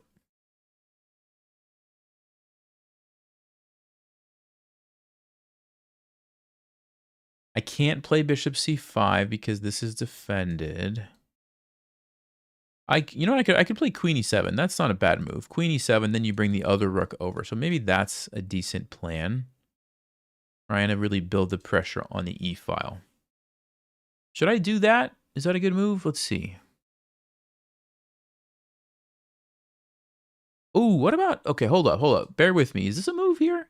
Lure the queen away. Then we take, because then check. Oh, that actually would lead to probably checkmate. So bishop c2. Queen takes, but you don't have to take me. So what else would white play? Well, you have to move your queen if you're not going to take me.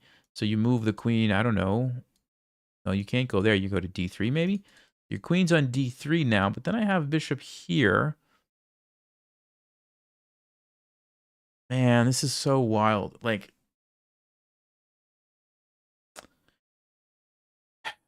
okay. Bishop c2 is a move. Queen e7 is a move.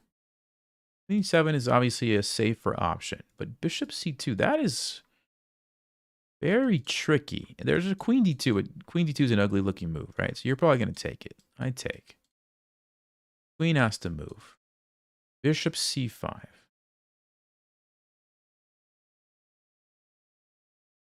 If the king goes back to get away from the discovered attack, do I have a move?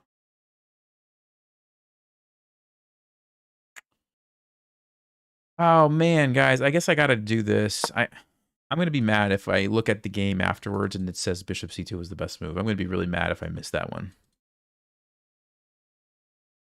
Because that's one of those crazy brilliant moves that you don't get to play very often. You know what I mean? But we're gonna go with the queen e7. Ah.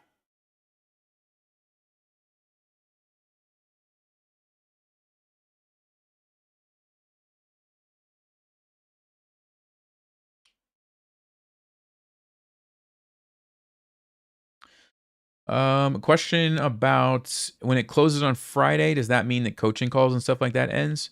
No, no, no. Just the registration for it ends on Friday. The coaching calls are scheduled for August, September, and October, so you'll have plenty of time to get the dates on those, and those will be recorded too, so you can always access them later, and then you can ask questions. You know, even if you're not going to be there, you can still submit your questions ahead of time. So yeah, you'll definitely get a chance to be a part of all that stuff. Good question though.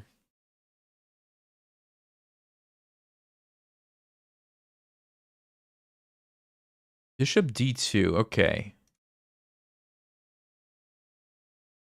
Well, again, I want to take this pawn because if you take, I'm going to go bishop c5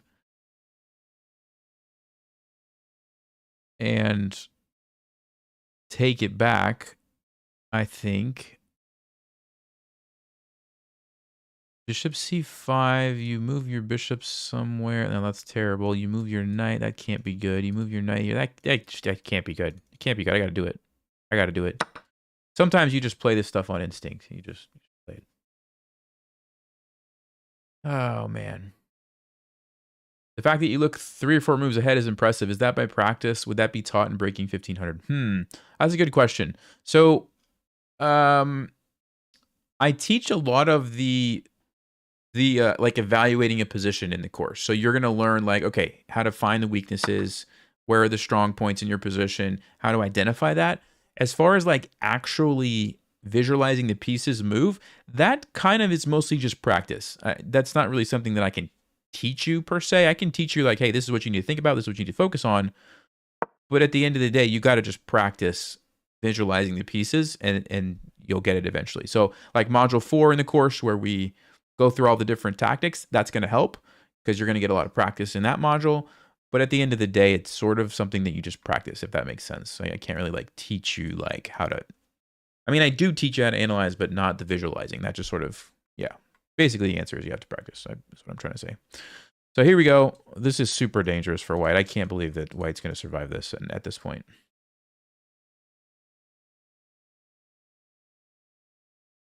Let's see.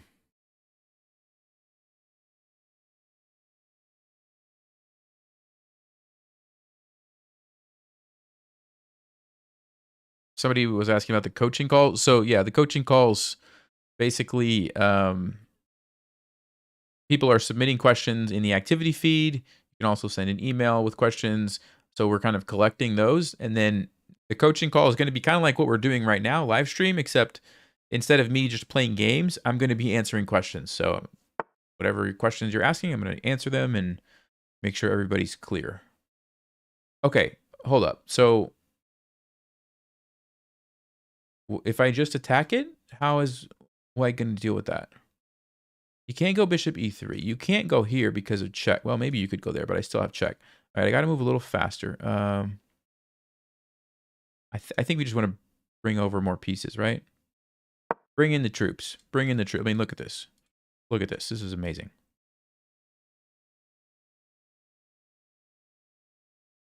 Bishop c3. I guess we go queen e3, force the king back here. Oh, yeah, because then the knight's pinned. So then we take. We take like this. So it should be good to go.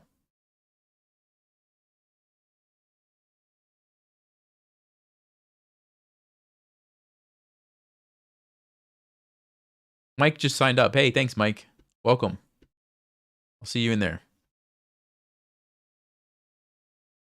Because of me and logical chess, you are feasting at your shop. You won every game today. Nice. Nice.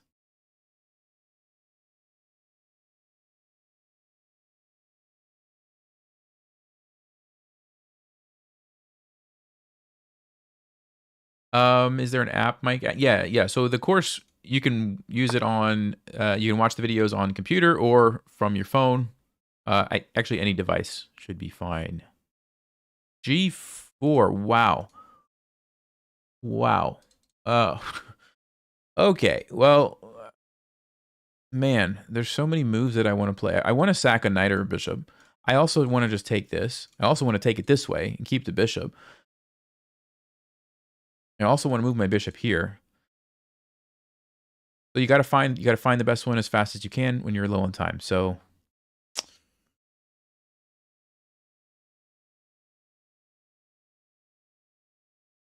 if we take with the rook, that's super dangerous. If they take this way, check, you got to move over. I think we want to sack, guys. I really do. Question is, would I rather have the bishop or the knight? Come on, Nelson. Think. Oh, I don't know. Let's just do something. You got to move. Sometimes you have to force yourself to move before you finish calculating, or you're going to lose on time. So my instinct tells me this is the best move, but I don't know. Could be wrong.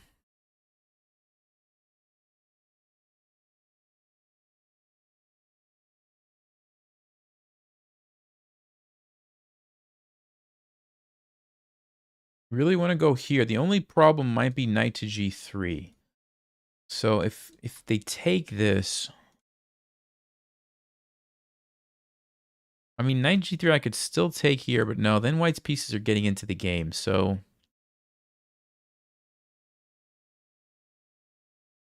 do I go bishop e4 instead? Try to take advantage of some things here?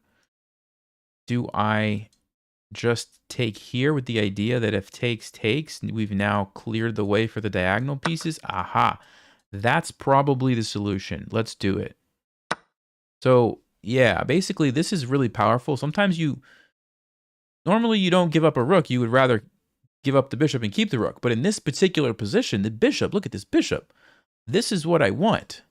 I don't really need the rook here anymore if I'm going for checkmate. I need the bishop, right? I already have this controlled. And then now that we've sacked, looks like we're going to be able to use maybe this guy or the queen or something to really just take away all the squares from the king. Now, I don't see it all, but I see enough that I think there's going to be a checkmate here, okay? Because, I mean, look at this. He has to run this way, right? So, can we find the checkmate before we run out of time is the question.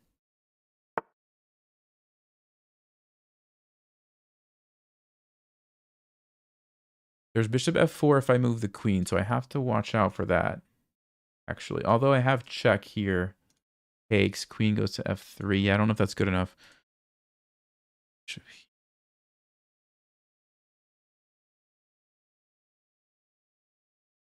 I could also play queen here.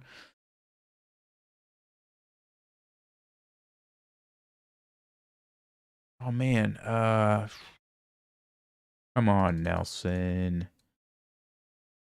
There's got to be a checkmate here. Bishop here. What do I play? Check.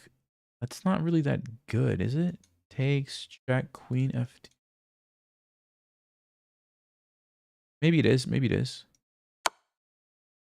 Problem is I don't have time. I didn't finish analyzing, so I could be totally messing this up. Looks like I'm going to win the queen if I'm not crazy. I think I can win his queen after this exchange of pieces here.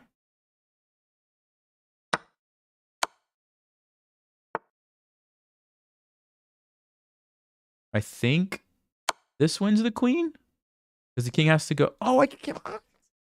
See, that's what I was afraid of. I thought I could pin the queen and I can't. Oh no, we lost it. We're going to lose the game to a stupid mistake like that. Oh, he gave it to me. He gave it to me. Hold up. He gave it to me.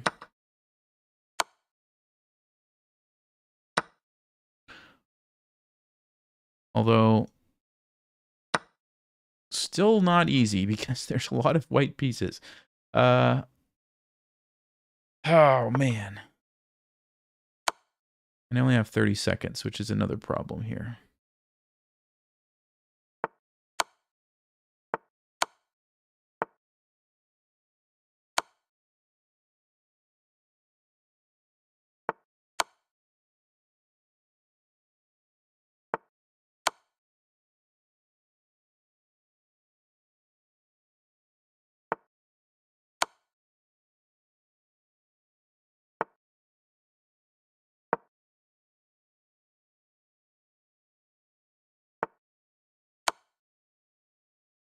Oh no, bishop g4. Oh, what a crushing move. Oh, man. I'm going to blame all the talking that I was doing earlier for this loss because I got low on time and didn't have time to calculate. The problem is I'm pinned. He blocks the check and he pins me at the same time. Unbelievable. I'm going to just... I'm like 99.9% sure we missed checkmate. Does anyone else want to make a prediction about that? I'm like 99% sure there was checkmate. Yeah. Yeah. I knew there was. All right, let's see what it was. See what it was. So the opening was an absolute success. We got exactly what we wanted. Oh, is knight c6 not the best move here? Wait a second. Did I get my lines mixed up? Let me see something. Hold up. Interesting. Apparently the move is castling. I must have gotten my lines mixed up. I know there's a line where you do this. I thought this was it. Apparently it wasn't. Although they messed it up by not playing d5. Okay, I'm going to have to refresh my memory on that. Anyway, we got into a good position from here. Rook e8. King f2. Okay. Let me see. Ah, ha, ha, ha. No. Okay. Stockfish does say bishop c2 was a move, but it's not really any better than queen e7. Although if they take it... Wait a second. What is the line here? Queen d3, bishop c5. Oh. Oh, my. Oh, my. I don't think my opponent would have found this. King g3 is the only way you don't lose the game. Oh, man. Yeah, that's unlikely we would have seen that. All right. Anyway, let's go back to the game. Queen e7. Huge blunder. It's a good move. Best move was... No, bringing in the rook was the best move. Okay. But knight takes d4 was a close second. All right, so fine. Bishop c5. Great. Great. You know what the best move was? Knight takes g4. Brilliant move. You know what the best move here was?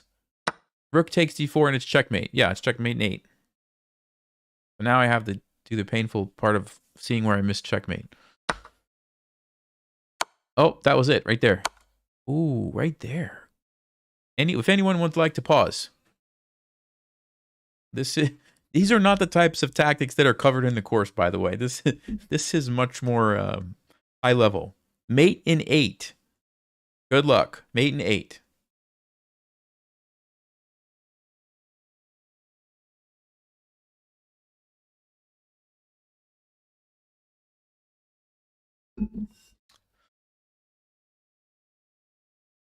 Yeah, so some people are saying it. Queen h4 check is the move. So let's see if we can figure out why. I guess, what's the idea? You want to force the king to move somewhere. And then you want to come in with the bishop, which I kind of was saying. Oh, you're not worried about this because now you have queen. No, queen takes or is checkmate. Okay, so you're not worried about knight f3.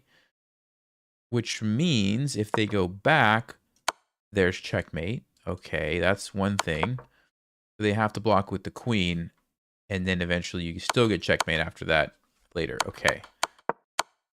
So what I did allows king g3.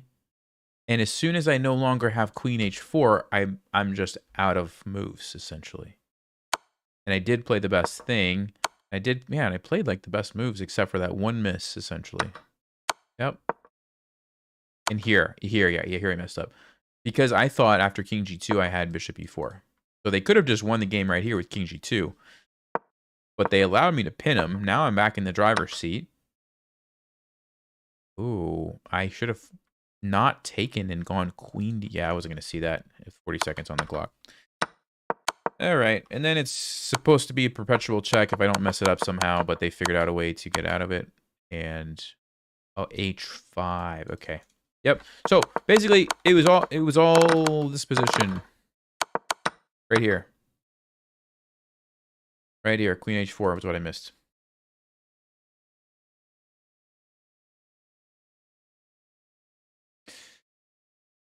Okay. Okay, well, rough game. Rough game.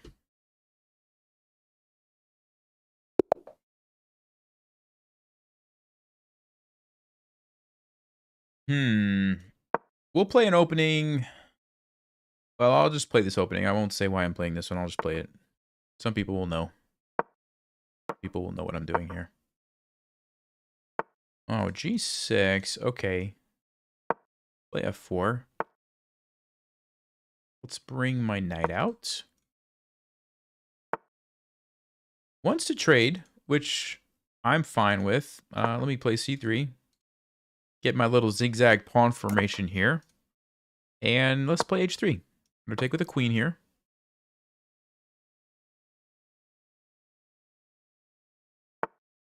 Whoa, didn't take me. Okay. Was not expecting that. I mean, normally you don't want to weaken your king side, but in this case, I'm not even castled there, and I might actually want to attack, so kind of okay with this. I mean, I could still castle here and attack. Just get a big center is another thing I could do.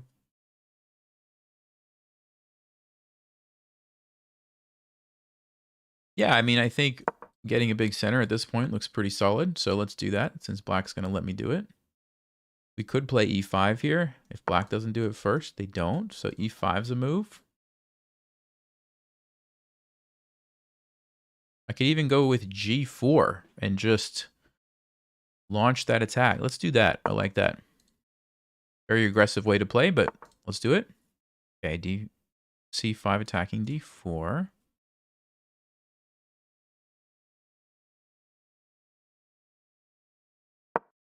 Let's go. Let's go. Let's gain some more space. Kick the knight away.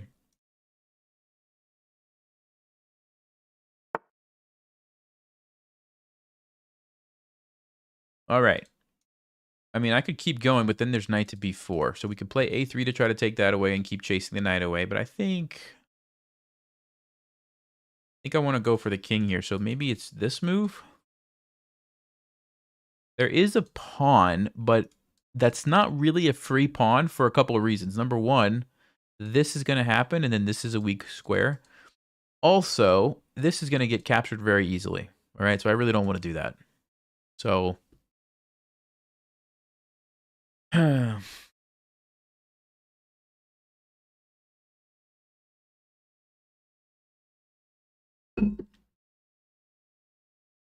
think I want to play this, but it's risky because my king is in the center and I'm not developed.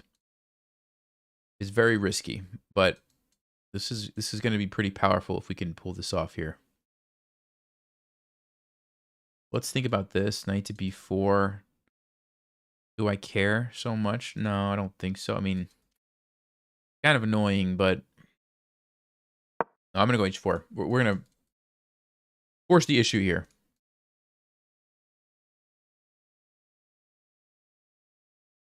Hey, Jordan, awesome. You just got the course. Awesome. Excited for you too. Okay. So there's advantage of taking this way is it unleashes my bishop.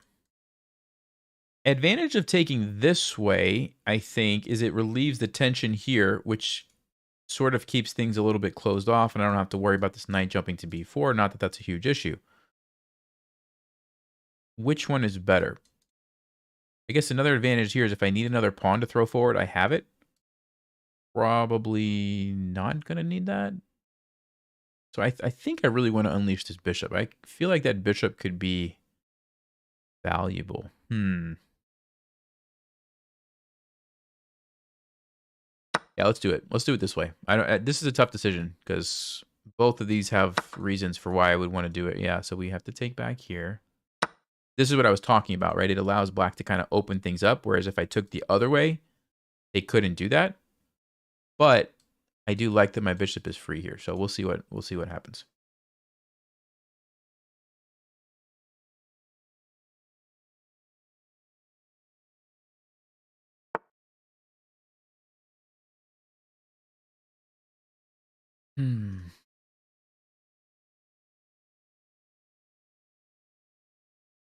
Okay.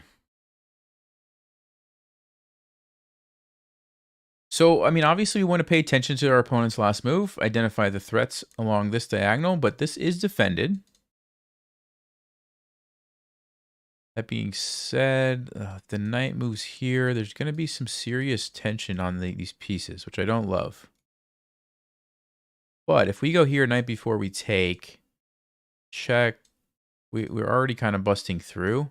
I think it's enough counterplay. Let's do it. Let's do it, yeah.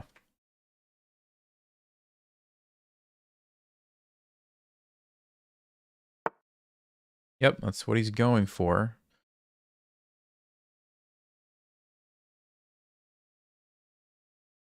Ooh, now I have to be careful. I just noticed something. I just noticed if you take this way, there's also this threat, which is...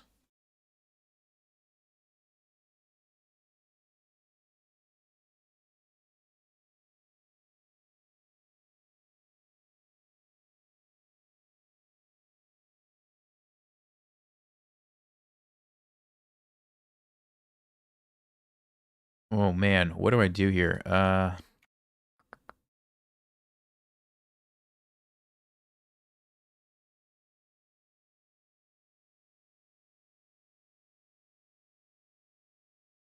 Let's say we take. Do I have a way... Knight g5? That's not going to cut it, is it? That's not going to cut it. And if I sack the rook and go knight g5, it's almost worth it, but I don't think it is. I'm gonna have to do something. Or I'm gonna lose on time again. All right, we're gonna trade. I don't know. This is the problem, by the way. If you get a little too aggressive and you don't like develop and you don't get your king safe and you just go crazy, you can get into trouble. And I think that's what's happening to us here. Probably got a little bit overly ambitious, but I really am thinking about this line. Knight to g5 check. King goes back. The bishop jumps in. Problem is the queen is not over there. That's the big problem. And how do I get it over there fast enough?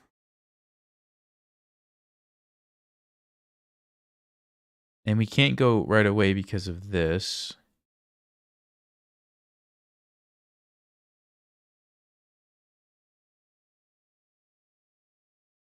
Bishop g5 I don't think makes a whole lot of sense. Bishop e2. No, it seems too passive. We're running into tactics here.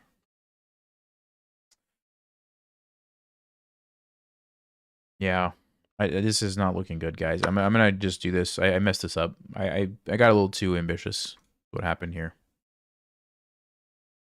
And I think I mentioned it earlier, actually. This night before idea I said was kind of annoying, and I thought about playing a3, and I think it would have been a useful move because imagine if this knight couldn't go here, kind of changes everything. Like there's not so much tension. I can have other options in the position.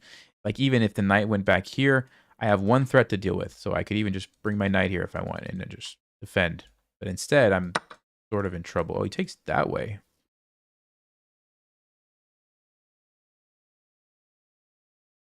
Okay. I think we want to sack and go, let's see.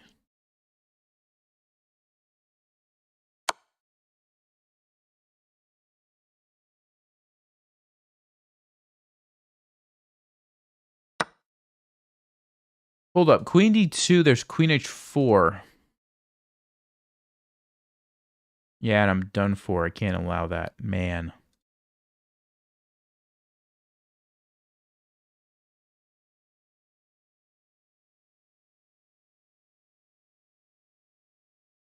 Yeah, we're just losing. Just losing, guys. Messed this all up. All right, so...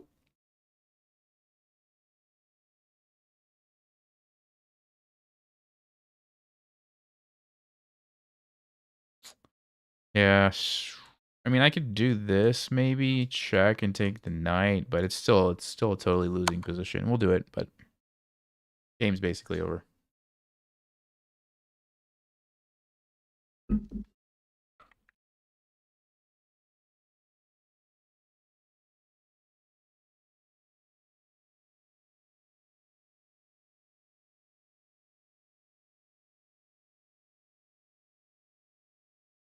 Oh, man. What a rough night. Okay. Let's go for this.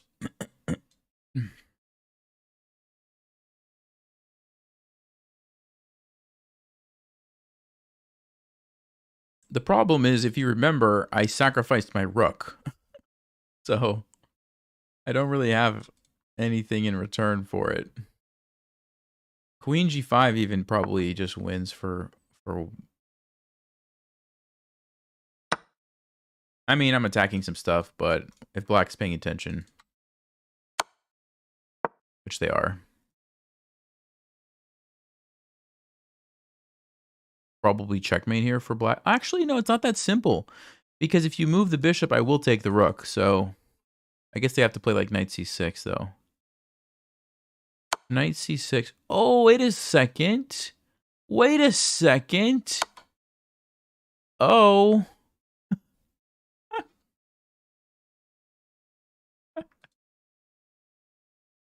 They thought they had a discovered check, which they did have a discovered check, but my queen was attacking the rook that was doing the discovered check. And now they're losing both pieces. That's amazing. That's amazing. Oh, I might actually win this. Hold up. Let me not mess this up now.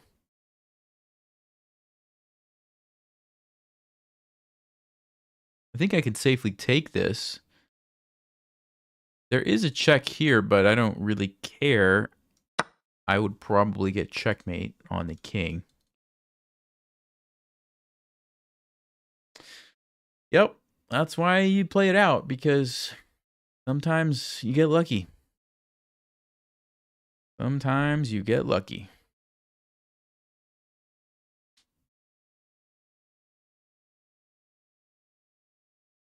That was a two-piece blunder. A two-piece blunder. A rook and a bishop in one bad move, essentially. That's incredible. Incredible.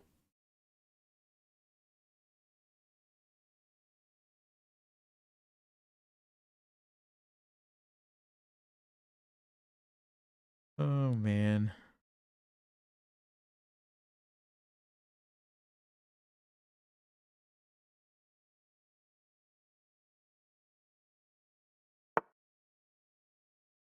Okay. Now, wow, this is an interesting moment. We could take a rook. Or we could...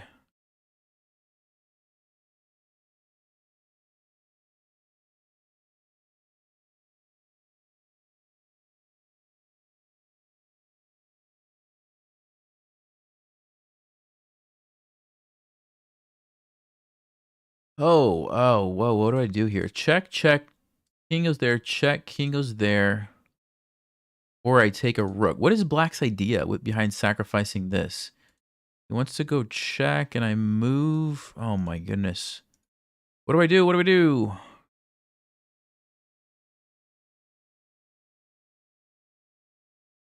feel like I should just do this, but I gotta move it so that I don't lose on time.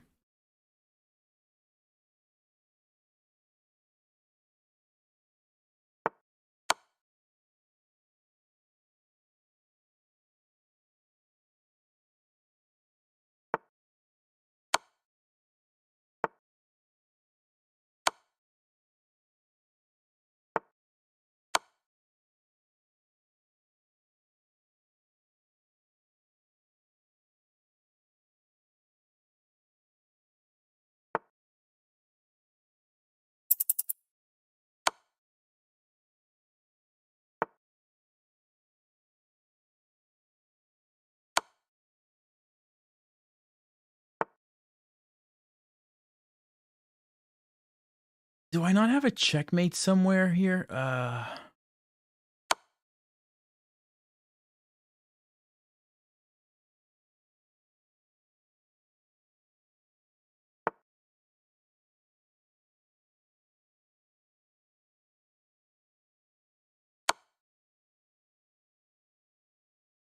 Okay, how do we do this? How do we do this?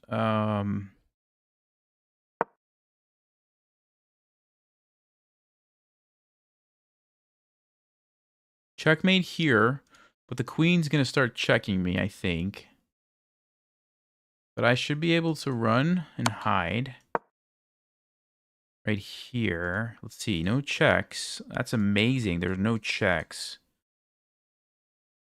So that's checkmate. Can black stop it? Can black stop checkmate? This knight's a hero. My undeveloped B1 knight is saving the day right now.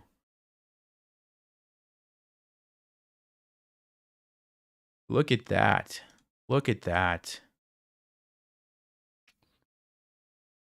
Yeah, I don't think black can stop that. I don't think so. Oof. Oof.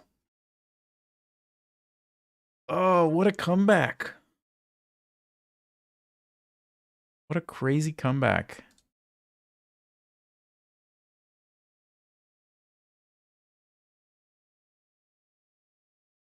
This is why you shouldn't develop too much. Yeah.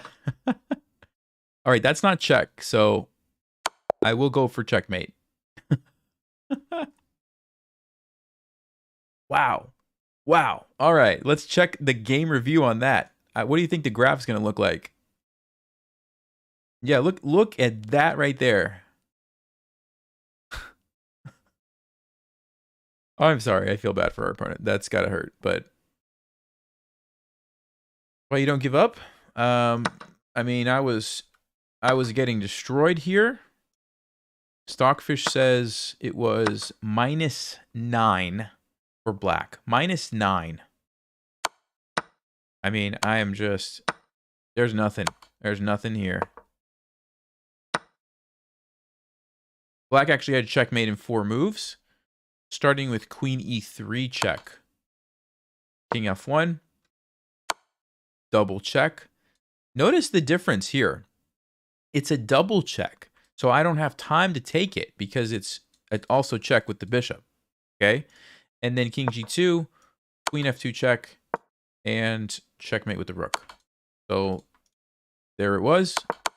Black didn't see that, as you remember. And then they thought they had to discover check. So, okay, we went from... here we go. I don't usually do this, but let me... Look at that eval bar. Okay, watch this. Watch this. -8.5. Boom. 8.7 for me. 9.5 for me. That's incredible. I mean, that is like... That's more than a queen blunder. A queen blunder, it would go from like -8 to 0, right? That's like 2 queen blunders worth in 1 move. It's amazing. That is amazing. Oh, okay. I just can't believe that happened. That is wild. All right, so there we go. And then let's see. Did I play this correctly here? Take that. Yeah, best move. Queen f7 check, not taking the rook. So good, good, good, good, good. Pretty good.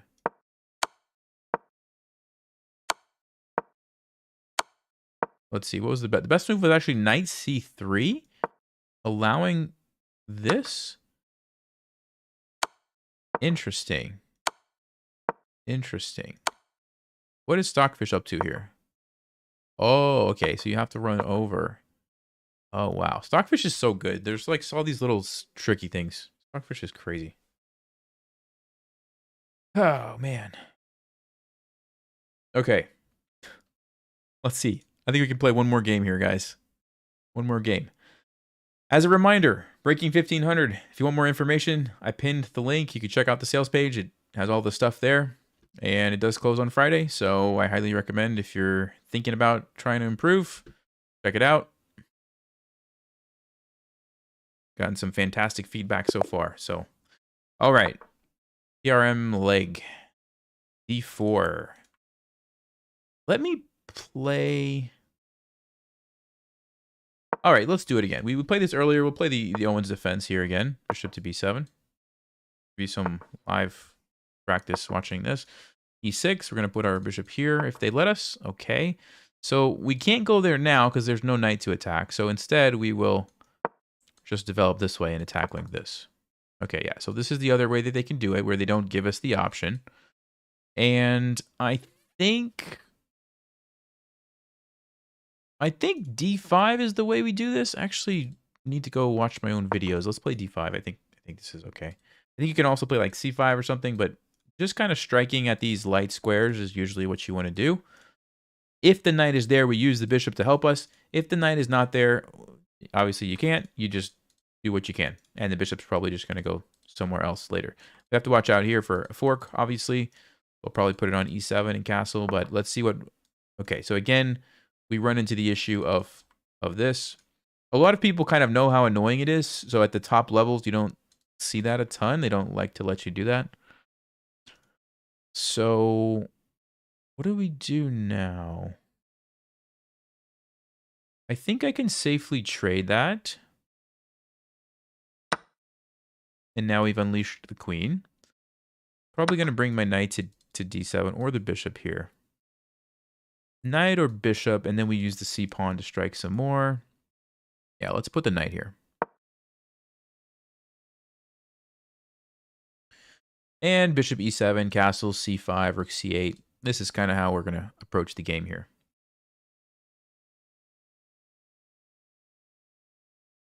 Kaido, what's going on?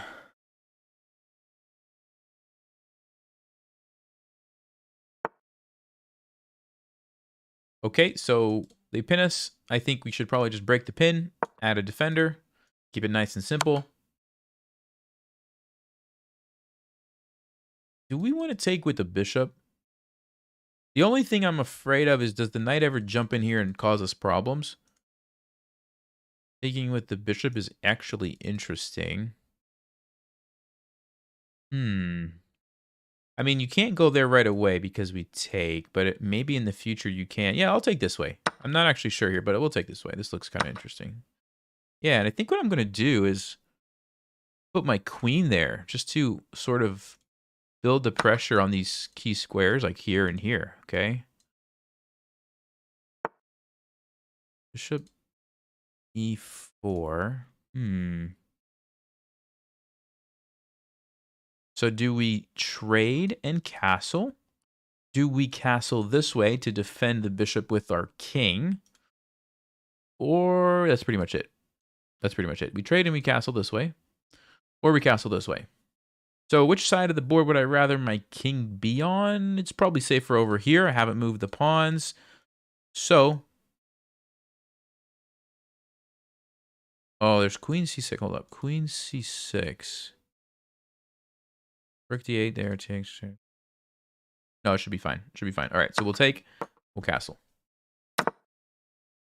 I wasn't sure if I was going to lose a pawn here, but I don't think so because I think I'll play rook d8, takes, rook here, queen takes, and then I attack. Okay, they castle that way. Wow, so we're about to get some interesting fireworks. c5, trying to open up the c file. Looks like it makes a lot of sense. If they take, we jump in with the knight. Gets away from the discovered attack. That's important, but let's do it.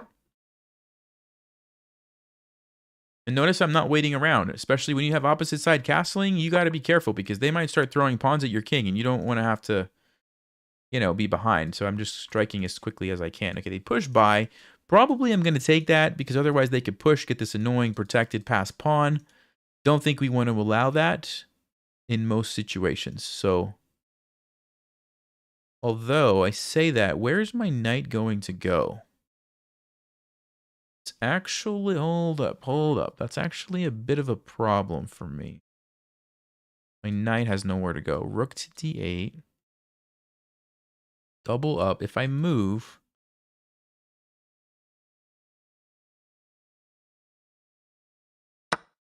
No, I think we're okay. I think we're just barely okay. I think we're just barely okay here. I'm going to bring my rook over and move my knight back to f8.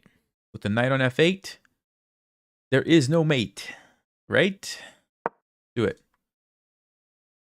You gotta be really careful when there's a battery like this, but I have the advantage that I have it so well defended that I think I can just simply play knight f8 and not even worry about anything. Yeah, I think that's totally fine. Let's do that. Knight f8. And now we can trade some pieces here, and it's totally equal. But yeah, let's wait a second. Wait a second. If I take, no, it's still defended by the knight. There's no tactics. Okay. I wonder, hold up. You know what I might be able to do here, guys? I'm trying to see if I can somehow pin the knight to a rook. That would be ideal. So let me go ahead and we'll trade queens. Go into the endgame here. If I take and the rook takes, we can actually... No, the rook is going to probably take, yeah. Let's do it. Let's do it. Trade that. We're going to jump over here. Back this guy. And I'm trying to get to the second rank. That would be a draw if we want to draw, but probably don't. If the rook comes down, do I have to worry about that? All right, let's save the pawn. Step number 1, save the pawn. He's forcing the issue here. If I play rook here, rook's probably just going to go back. That is an annoying pin, though, so I might want to just trade.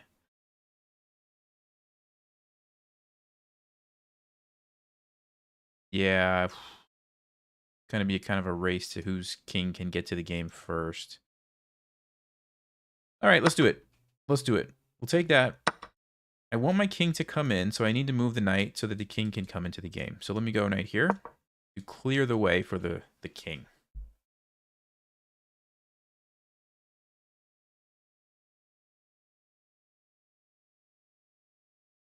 Pretty interesting endgame here, actually. It's totally equal. He's trying to, what, maybe keep the king out? So now what I'm going to do, guys, is play the move f6 to give my king a new place to run to. Because if I go here, I was going to be stuck. But now I can safely come into the game. He's obviously going to do the same thing.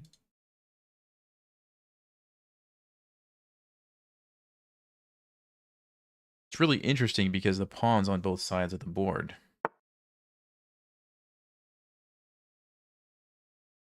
Okay, I don't think that affects me. I think I'm going to keep going with the king. I mean, it's defended. I have the knight.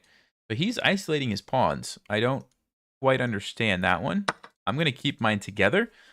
We talk about this in the course. There's a section where I talk about pawns.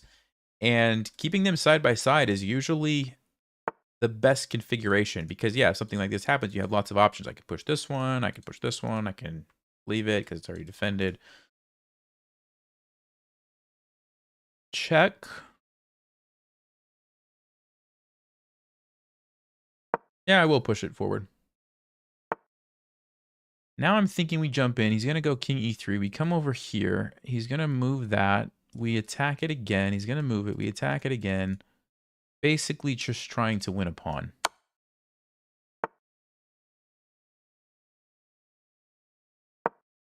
Trying to win a pawn. Okay, we attack. He goes there. We go there. If I get the knight guarding it, though, that's pretty good for me. That's pretty good for me.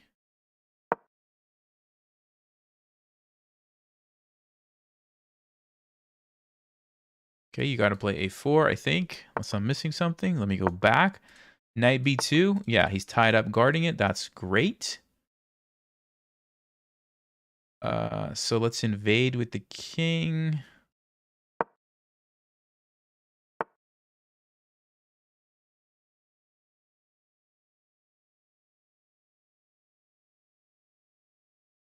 Call me crazy, but what if I play b5 and then a4? And then a3, a2, a1, queen. Is that so wild? Takes a4, let's say king here, takes me a2, exclamation mark. Let's go. Let's go. Let's go. You always want to be looking at the end of the game for these little tricky pawn sacrifices to sneak the pawn by. And I think we just found it. There's a principle in chess that says knights are very bad at stopping outside pass pawns, okay, on the H or A file. And I think we're about to see that in action here, if I'm not mistaken. King D3, we push, takes. I don't take it. I go A2 and A1. You can't stop it, which is amazing when you think about it. Now, it's not over yet. There's still going to be a knight and 2 pawns I have to deal with. But also, he could sack right now if he wants. Probably going to be winning for me. He could, let's see, can you relocate the knight is the other question. Knight here, A3. No, because it's defended. So that doesn't really work. So I think white might be in trouble here. I think white might be in trouble.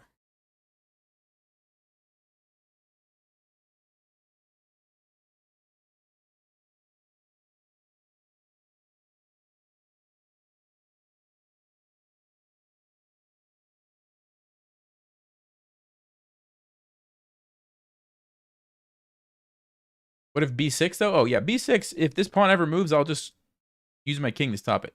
That's the nice thing about where my king is, right? My king is in a nice place to take care of that. So I don't think we have to worry about that.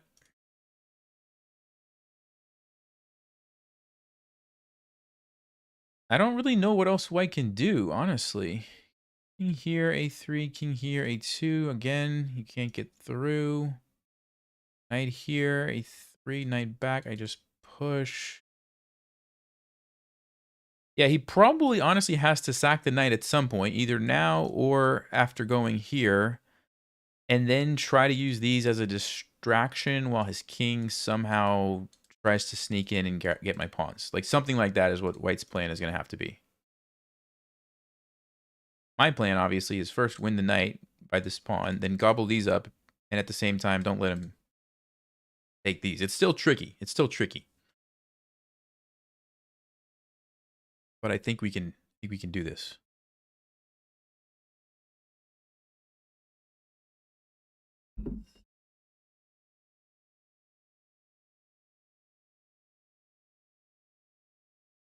Been drinking water like all evening, and I really need to go to the bathroom, but I don't think now's the moment.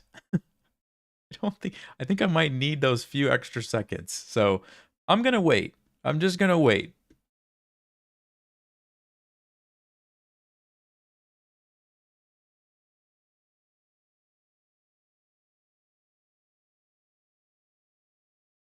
I mean, they might even just resign. I don't know. Probably not. They're probably just gonna sack the knight and then try to do some shenanigans, is what I think.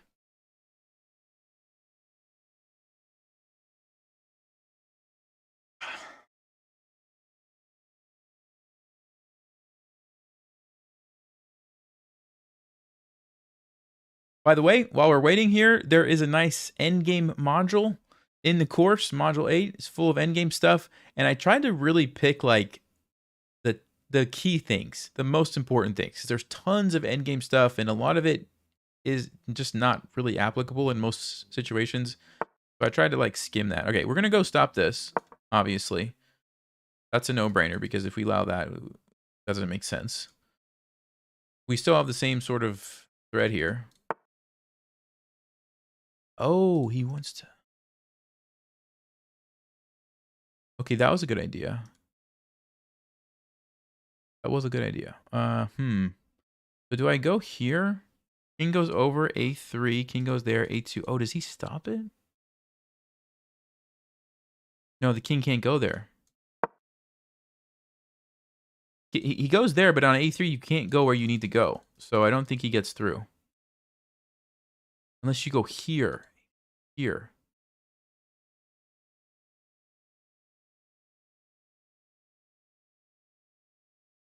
Was it king D2? Did I mess this up? Oh, wait a second, guys. Wait a second. King D2, eighth. Yeah, that's what it is.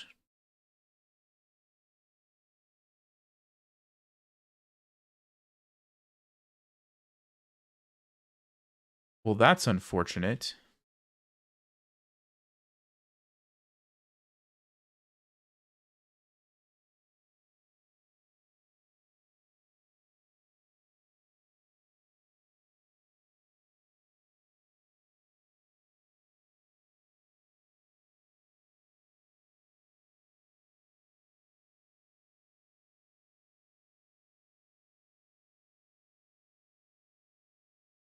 What do I do? What do I do? I don't know what to do. Oh, I didn't see that. I didn't see that idea. Oh, man. That was smart. Somebody in the chat said that too. They're like, what about b6? And I was like, it's not a big deal.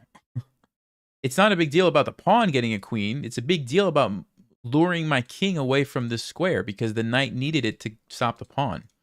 That's why it was a big deal. Man. Now I'm in trouble. Now I'm in trouble. And I also could have done something else and I didn't do it.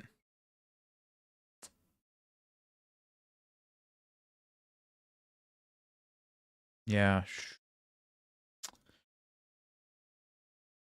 Oh, man, guys. Not like this. Not like this. Here takes a3, check takes, he stops it. I can't even do that.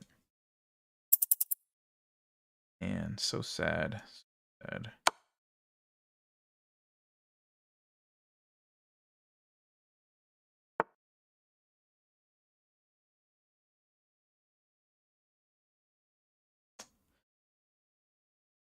Yeah. I think we're just losing at this point. I'm trying to get tricky here and get some pawns on the other side, but...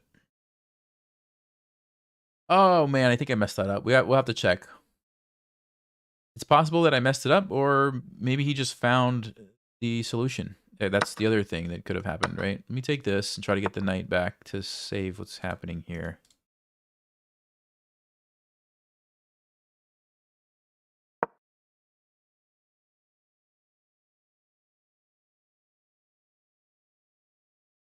King there takes b7. You do have a check.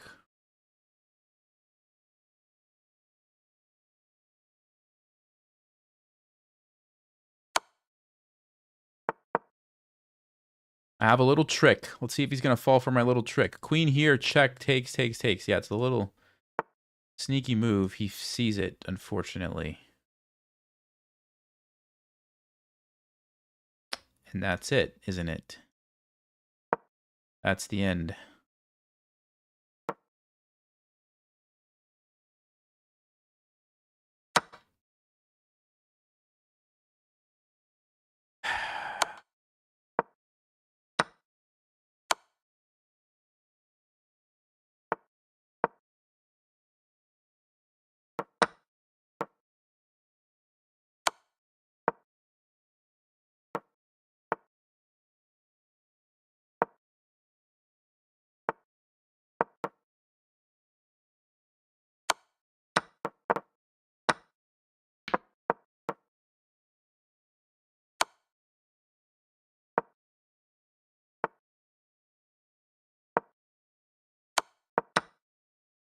Yeah.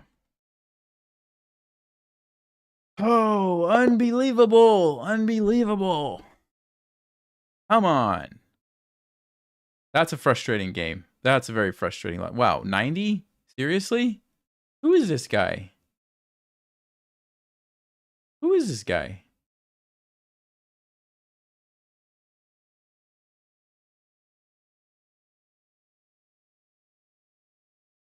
I mean, okay. That's weird. That's weird.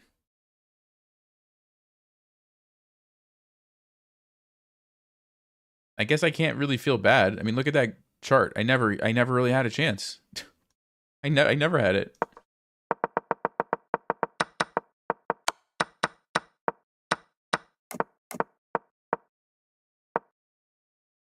That was like the only subtle mistake in the whole game right there, d5. And I had to play queen h6 check to take advantage of it. Queen h6 check to clear the way for the knight to go to f6 and win the pawn. That's what I missed. Okay. Now we just have an equal position, which I knew. I knew it was equal. Fine. But what about right here? What about right here? Knight b5. Okay, good. Knight c3. Okay, good. Yeah, I should have just invaded with the king. Should have just invaded with the king. Oh, I did invade with the king. Never mind. I should have kept going. Yeah, b5 was too... No, actually, Stockfish is changing its mind. It's changing its mind on b5. Hold up. Let's see. Takes. a4. b6. King c6, best move. Yeah, he just found it. He just found the best line. That's all there was to it. And then here I kind of misplayed it a little bit, but white is just holding on. So yeah. Wow. Okay. I mean, sometimes your opponent just plays like Stockfish. What can I say? What can I say? I can't feel bad about that. I played a good game. Just they found the best moves. So it's I don't want to say they're cooking rice. I just think they played the game of their life. That's honestly what I think happened. 2000 rated player. I guess. Yeah, I guess. Okay, guys. I'm gonna have to go. It was fun. Don't forget, Breaking 1500 is open until Friday. Once you're enrolled, you have it forever, so you have plenty of time. Go at your own pace. I'll show you guys real quick before I go here what it looks like. Again, this is the activity feed. Lots of people are talking in here. Lots of good feedback, good comments. And then the course is here. You've got the different modules. If you want more information, there's a link. I pinned it in the chat, in the description. Check that out. But yeah, lots of really good feedback so far. So I just want to say thank you to everybody who's already inside. I appreciate you guys, and looking forward to the group coaching calls and continuing to answer questions and stuff. So any last minute questions before I go? Before I go to the bathroom.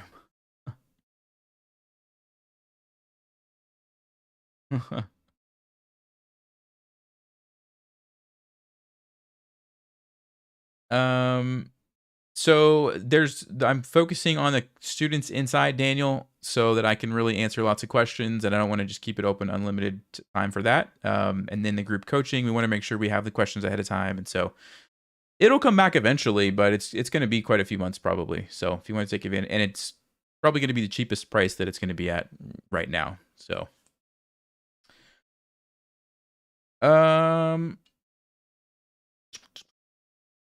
yeah, I don't think the opponent was cooking rice. I think they just played crazy good game and found everything at the end there.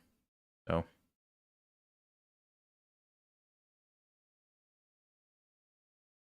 all right, guys.